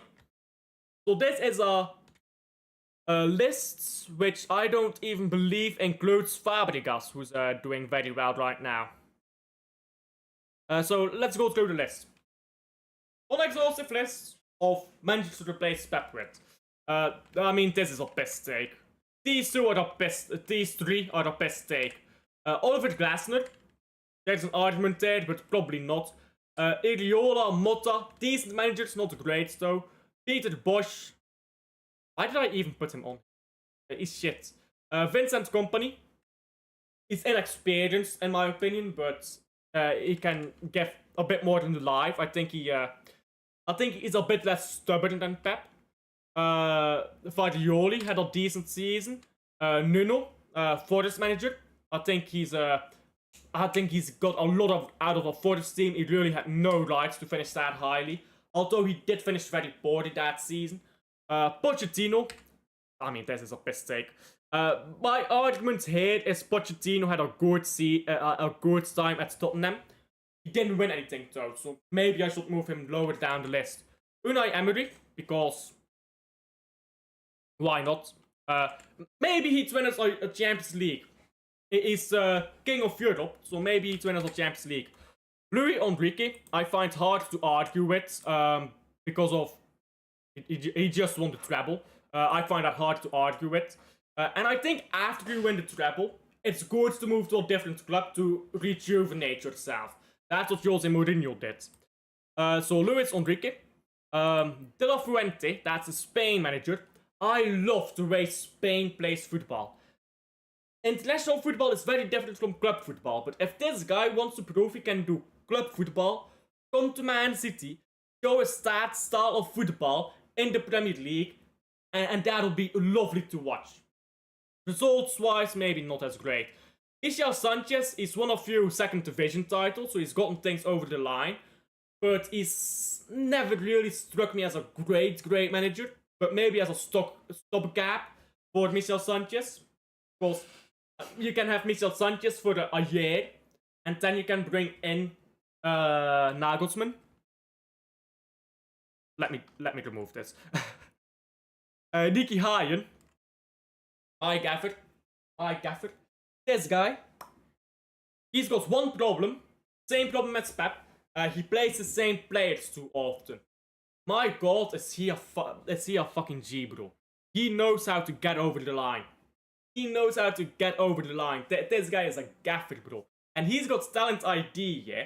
He picked out Ludovic Reis. He picked up Arden Yashari, Zolis. This guy, he knows where to find talent. So Nicky Hayen, Yes, sir.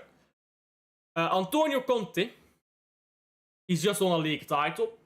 He plays a very different style of football, but I like the way of football he plays. Xavi Hernandez. I think people slack on Xavi. I think the only manager who can play Pep Guardiola football on Pep's level is Xavi Hernandez. And he plays it in a very different way. He plays attacking football, but makes it defensive. And I think, watching Barcelona's team in 22-23, because I watch Barcelona a lot, they were so good. Defensively, they could not be broken down.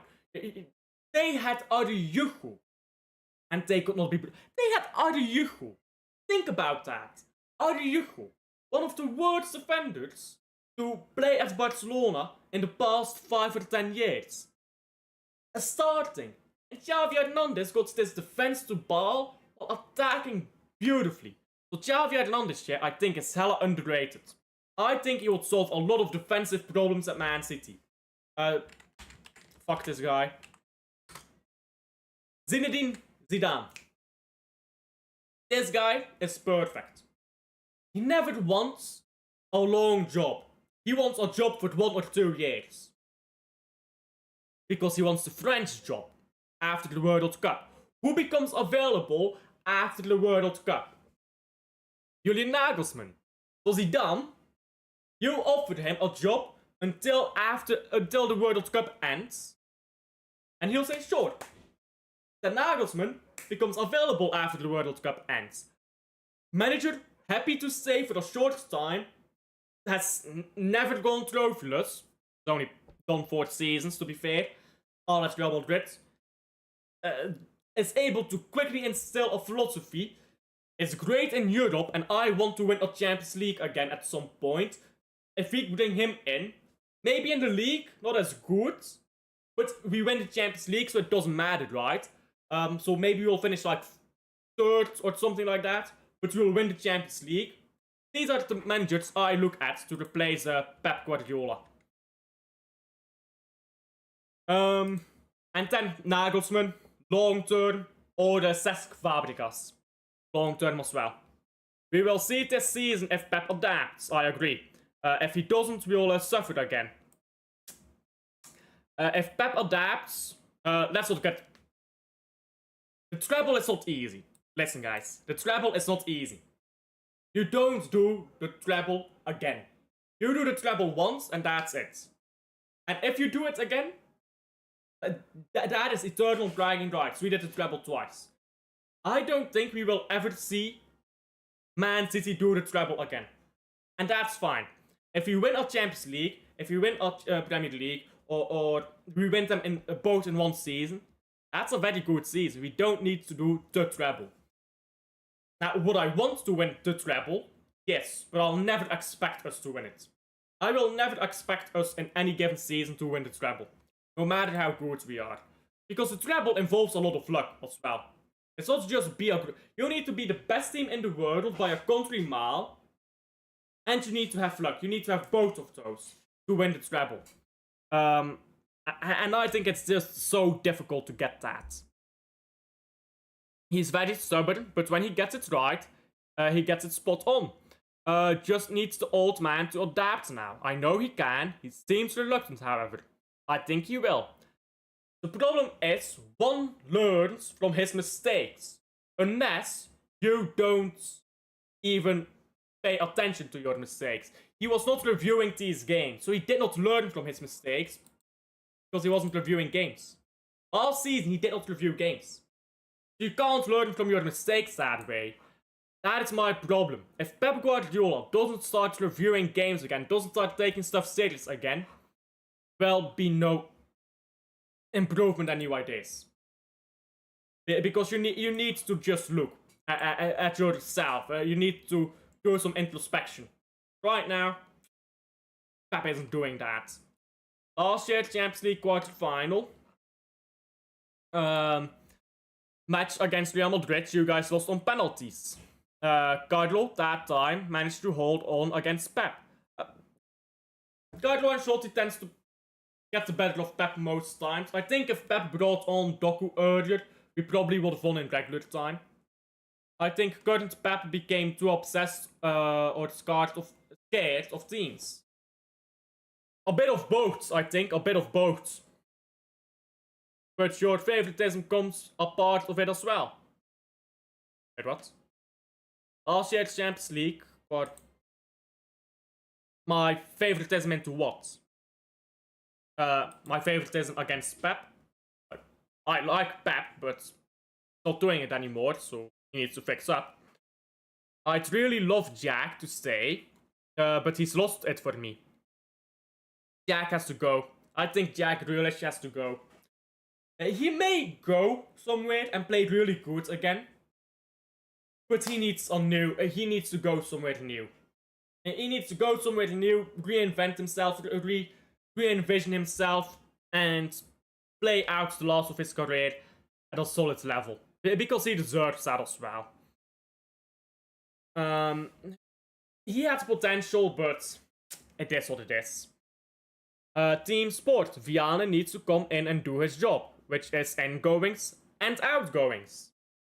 Outgoings, very important. You need to get those players gone. If Pep Guardiola doesn't have... If Gundogan is not here next season, Pep cannot play Gundogan, and then he's forced to change, then he's forced to adapt. That's what we need to happen. Not even joking, some of the players just do what Pep demands them. Just can't do, what Pep demands of them anymore. Yeah. Really fancy fish and chips right now. Spot on. Give him the players who can. Reinders, Cherki, Nouri can do all that, so no excuse not to play them. Again, I agree. Perfect. Exactly. Perfect. Exactly. In the Club World Cup, people were saying that we were taking it as a pre-season. So if that's the case, why not try younger players? I don't think we were trying it as a pre-season. I think that's just kind of the excuse for going out. Listen, there is so much money in that Club World Cup. If we won the Club World Cup, we would have got 90 million pounds. So there's so much, there's so much money in that. So I don't take that, we take it as pre-season. We could have played a lot of younger players, though, in that Club World Cup. I'm happy that Leeds actually very got a chance to play there, and that we've seen Cherki a bit there. But we need to play the younger players, not the older ones. If you're going to have attacking fullbacks, you need a midfield to cover, absolutely. Think about when we had Cancelo. Cancelo just pushed up so high, that when a ball came in behind him, he could never get back in time. By no fault of his own, but he just pushed up way too high. I mean, he didn't push up too high, that's just the system. Pushes up very high, so there's no way for him to come back. That means someone else has to go to the left back area. Or to cover the left back area. So that is the midfield. The midfield needs to have the legs to cover that high going full back. I think we underestimated Al Hilal. Don't think we threw it away because we didn't care. We messed up. I agree. I agree with that. And I did a preview, of course, with Zeer. And I am an Al Hilal fan. And I said, we can't be playing two old midfielders at the same time. Because we'll get run through. And I mean, that's what happens. But if you underestimate these teams because they're not in the Premier League, that's what's going to happen. Look at Aston Villa in the Champions League. They lost to Club Brugge in a silly way. Because they underestimated them. It's all nice being good on the ball. But once you lose it... once you lose it, you can't... Once you lose it, it's gone. People need to understand that, yeah. It's very rare to go from being 33 onwards and still be good in football. It's really rare, or world class, I'd say. Gundo, for example, provide the counter pressing, running back to provide support or engage duels. He can't do that anymore. Age is not much of a factor with managers. That isn't true. your mind slows down. When you get older, your mind slows down. So when you start getting into that 60, 65-year age range, that's typically when managers retire, because that's when their mind stops being able to run at full capacity. So age is a thing for managers, but Pep Guardiola is not at that age yet. I feel like Pep can grow even more. It may not be with City, sadly. Yeah. But I really feel like he will get even better. I don't think he'll ever get better. I think his best season was his debut season at Barca. For the simple reason that nobody knew his game when he debuted. So it just took everyone by surprise. Agree. And Pep deciding to change the two defenders on yellow killed us. He should have trusted one. I don't think it killed us. I think what killed us is that he put on Rodri instead of Nico G. Rodri was not ready to play that game, and he needed to bring on an attacker. He needed to bring on Etcheverry. Not Etcheverry, Cherki. Watch his team plays today in the Gold Cup final. Yeah. Is that this evening or is that, like, this morning? Let me see. Gold Cup final. Yeah, okay, it's this evening. So we're gonna see if Pochettino still has it or not. Scaloni. I don't know if he'd be good for club football.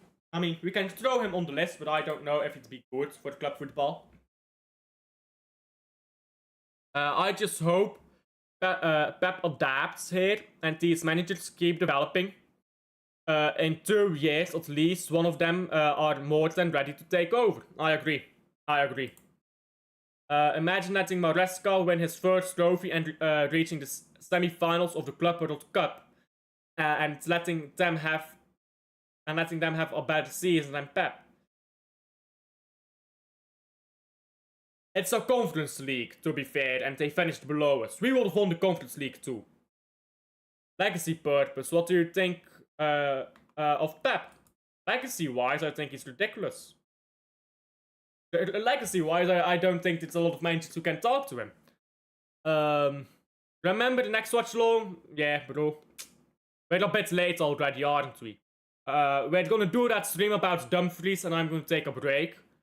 We'll finish this first, though, but then we'll stream about Dumfries. It will be a short stream, that, though. My voice is actually starting to break, I can't lie. I've been talking for 3 hours straight. Nearly 3 hours straight. I really hope Pep doesn't let his loyalty or arrogance be his demise. Rangers 2-2 against Club Brugge. Oh dear. Not your favoritism, by the way. Pep's favoritism. Okay. Full-time 2-2. Brugge bottled a 2-0 lead. I mean, it's a friendly game. I know that sometimes I think they were saying, as an example, shame on you. You have to respect the fans. Absolutely. Yeah, you have to respect the fans. I hate it when people say you have an agenda or you're glazing this plate. I mean, sometimes I am glazing Haaland, but I hate it when people tell me you have an agenda or you have favoritism. I just hate that. Like, it's such a childish way to engage in conversation. Oh, you have an agenda. Maybe I do. Maybe I do have an agenda. Maybe I don't know that, and maybe I do. But if you just say you have an agenda, I'm just gonna react like, fuck off. But, like, you know what I'm saying? That's not a way to engage with people. You have to respect fans. And fans have to respect each other. When you don't, you're gonna piss people off. And you can't blame the people you piss off.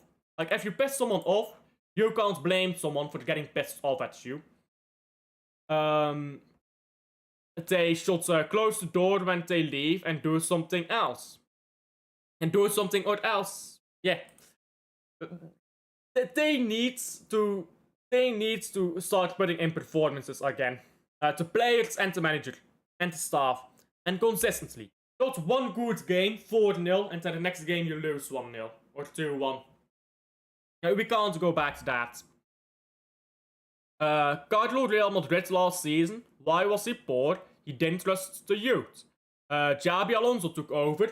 Look at that kid, by the way. What was his name? Garcia? Something Garcia? Gonzalo Garcia, that's his name, right? He's popping off in the Club World Cup. Sometimes trust the players, bro.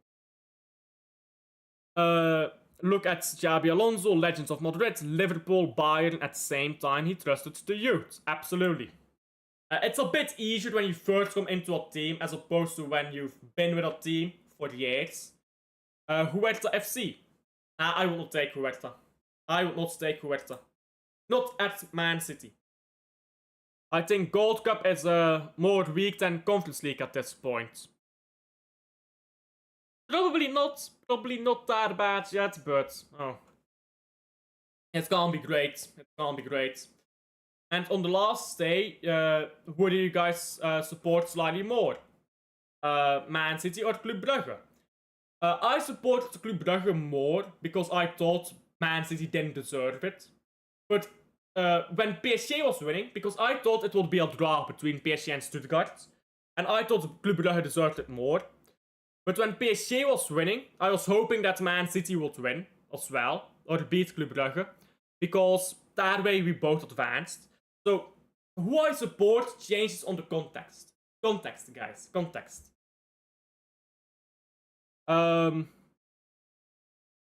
Meyer is not going to Feyenoord. I saw that. He failed his medical. Xabi Alonso boyhood club is also Real Sociedad. He is connected with a few clubs at heart. There you go. Anyhow, let's continue here now with this list. Let's actually finish this list. We still have Matheus Nunes to talk about. And here, Nunes, I'll just give him a 5. He's okay. Nunes, 5 is average, by the way. Let's go back to this. Let's go back to this criteria. You can read that yourself. I think he's an okay player. Nunes on right back. I think we need a better right back. Denzel Dumfries is who I'm looking at the moment for that better right back. Then, Rusnov. Now, Rusnov I'll actually talk about a bit. Rusnov, I think, is a very good player. I don't think he's quite elite yet, because he's a rash player. And I like the way he goes into a challenge, and he's very heavy in a challenge, yeah? But he's a bit too rash at times, and he needs to slow down sometimes. You look at the start against Chelsea. He was spinning, his head was spinning. And he picked himself back up, but he needs to get that out of his game, where his head is spinning for a few moments. But I like Rusnov. I do like Rusnov a lot. And I think he'll improve. I think he's very close to being an elite player, which 7 is elite, again. 7 is elite. But he's not quite there yet. So I'll give him a 6.5 out of 10. I think next season, the goal for Rusnov should be to be more consistent and to get that rashness out of your game. And then you can go and become elite, in my opinion. Anyone that supports one particular team, really they have an agenda, even if it's a common, accepted and good agenda to support a football club. I definitely have an agenda when it comes to City. Yeah, but you can't go to someone when you disagree and say, you have this agenda. Like, when you go to people and you say, you have this agenda, or you're biased in this way, that is not an argument, that's an insult. Like, it can be true, but it's an insult to just tell someone you're not thinking logically. Like, if you tell someone, hey, this argument is not really solid because this, and that, that's great. But if you go up to someone and say, hey, you don't think logically, I mean, that's just an insult. Like, there are ways to say things in a nice way, I suppose. Dumfries at Inter Milan, which also Inter Milan, just like their rivals, are going through a tough time, and they've got a release clause there, right? A very cheap one. Big up for being in, Blue Heart. Really enjoyed having you in here, as always. And thank you for being in here. Yeah, big up to Blue Heart, take care. And yeah, Husnov, I think he's very close to being elite. Just needs to get that rash element out of his game. Once he does that, he'll be elite in my opinion. Right, let's talk about Ruben Diaz. No, Vitor Hayes first. Vitor Hayes, I'll put here. I don't know. I don't think we've seen enough of him to really say how good Vitor Hayes is. So I'll just put him as I don't know for now. I think that's just fine. I think that's just fine. So then, Vardiol. Vardiol, we'll put the rest down. Vardiol, Diaz, Ait, Nori, and who else is in here that's gonna play? Akanji is in here, and Ederson. As I explained at the start of the stream, for anyone who wasn't in here, I'll only include the starting goalkeeper. Because the other two goalkeepers are going to really drag the total average down. I should rename this to average, by the way, not total. There you go. Average. Guardiol. He's at a two-faced season, I think. And he played at left back, attacking, great. Defending, poor, very poor. He didn't close down his wingers. He conceded so many goals because he backed off too much as a left back. He played against Bournemouth as a centre back at the Vitality, and he played poor too that game. But at the end of the season, when he was playing regularly as a centre back, I think he was incredible that game. I think he was potentially our best player. In fact, he was our best player from the moment he started playing as a centre back every week. So, I don't think he's our best player. I don't think he's the best centre back in the world.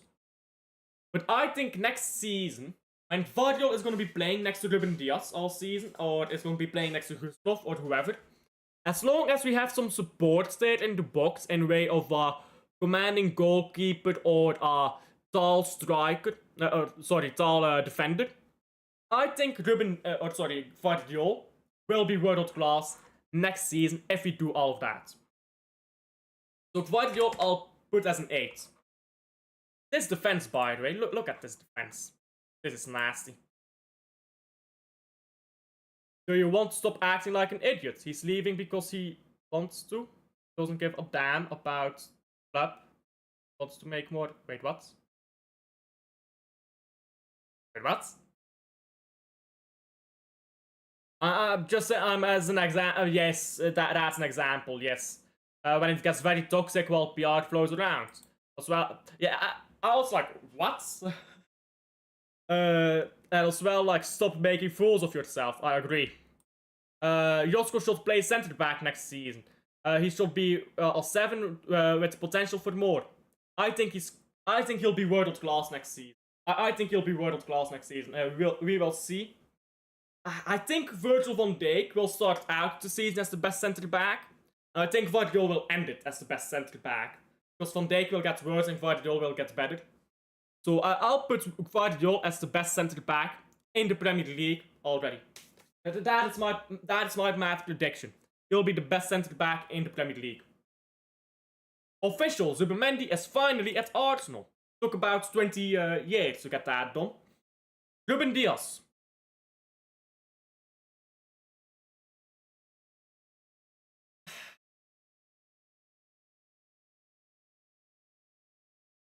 So, Ruben Diaz.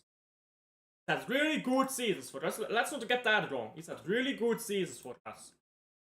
But since the treble, he's looked caught out in counters. He's always been weaker in the air, which is why John Stones had to help him.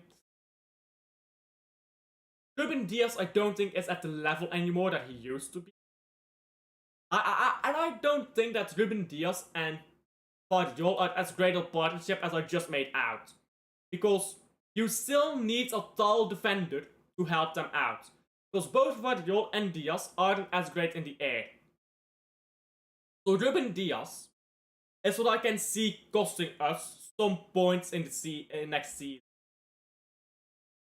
But at the same time, we all know what he can do as a centre back. I don't think he's quite elite anymore. I don't think Ruben Dias is quite elite anymore. But I think he's still at a very high level and he's close to the elite level, but I don't think he's quite elite anymore. So I'll give him 6.5. And I would say we have to start looking at getting a tall centre back in there to replace him. The reality is, no football club could escape. I mean, yeah, that's football. Go, big up to Z. Big up to Z. What's good? I'm doing a squad rating stream right now of Man City to see where our squad is at, I suppose. What about you? Feel free to drop your link, by the way. Feel free to drop your link. I should have said the same to Adam. Both of you, feel free to drop your link. Aït-Nouri. I mean, I want to give him an 8, but I'm getting too excited now. Aït-Nouri has played a really good Club World Cup. We know what he can do from Wolves. I think he's an elite fullback. I don't think there's much you can say about Aït-Nouri.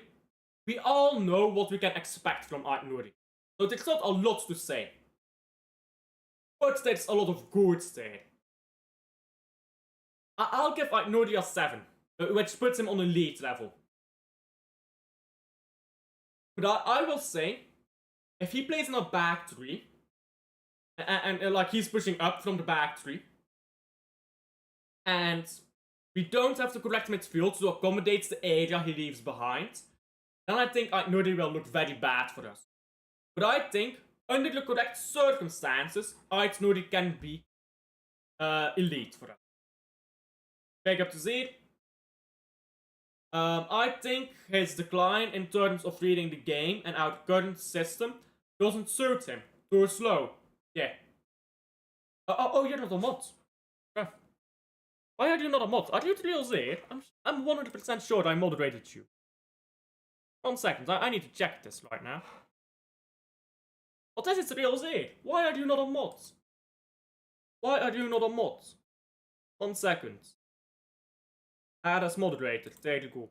Yeah, you should have been a mod. There you go. My apologies, there. My apologies. Yeah, there you go. Let Adam do it. Yeah, there you go. That's Adam's, sorry, that's Zeer's channel and that's Adam's channel. Go check them both out. Great content creators, both of them. Adam does a lot of interesting stuff. Like I watched a few of his videos. He did a live stream as well, but I missed it. I watched a few of his videos where he goes through like who are the biggest clubs on social media and stuff like that. It's really interesting. Also, in 1v1 situations, I think he's worse at them now. Ruben Dias, yeah, I agree. So yeah, go check out both their channels and subscribe to me as well. Play in a back 3. Aït-Nouri, left wing, he's solid. Again, potential for more very soon. I agree. Did you mention the structure? Yeah, if we play in a back 4 that becomes a back 3, with Aït-Nouri pushing up, then I think he can be a 7. Now I am. Yeah, big up to Z. No worries. Right now it's 8 AM for me. Oh damn, it's early hours. You've been watching my stream for like 2 hours. Anyhow, Ederson. Let me remind everyone of the criteria by which you are judging players. Ederson was a great passer of the ball, but you look at how Ederson has regressed passing-wise. Look at him giving the ball away to Koopmeiners, for example. His passing is getting worse. His shot stopping is getting worse. In every aspect, Ederson is getting worse. Which is to say, he is a... I don't want to call him an average or like a below average goalkeeper. But he can't be more than average. He cannot be more than average. There would be a time when I would have called him elite. But I don't think we're in that time anymore. So for Ederson, I'm gonna have to give him a 5.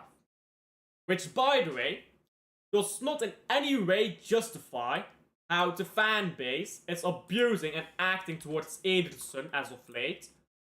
But that's simply the level I think Ederson is at now. So with that said, we've got an average of 6.4. 6.4. So we've got a good squad. Not an elite squad, but a good squad. I think we've got a great starting 11. If we just put our starting 11 together. But our squad still has a lot of problems. A lot of players who have to go. A lot of... I think we still need a right back. So we've got a good squad, but not at the level anymore. Or not at the level yet. Ederson, I don't know anymore.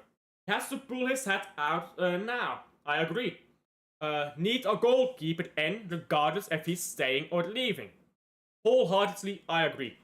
And with that said, we've just finished this stream on the squad's ratings. So I guess we can come back to this next season. That will be interesting. Coming back to this. Ederson about to win the Ballon d'Or. Stopping like 50 shots in a single game or something. In a Champions League final. We will be there. We can come back to this next season. But I'm not done yet. I'm going to do a short stream. A short one. 15, maybe 20 minutes. Maybe 30 minutes. On a Denzel Dumfries. Which I was supposed to do a stream about already. But I just waffled on here way longer than I expected to. So I'll quickly redirect there. But I'll be live again in 5-6 seconds. So don't leave yet. Don't leave yet. Let's set it up here. There we go. Yeah, so redirect. By the way, we're 1 like away from 20. Hit the likes. Get me to 20 likes. And subscribe as well if you haven't already. In fact, let me like my own stream. Let me be a shameless bastard here. There we go, we've got 20 likes. We've got 20 likes, guys. Now we're redirecting to the Denzel Dumfries stream. Will be a short stream, and then we're done. Thank you guys for watching, and I'll see you guys 5 seconds from now on the Dumfries stream. Bye. Hello, we are back. Hello, that took long, didn't it? We are back for the Denzel Dumfries waffle session. Let me pin this comment by the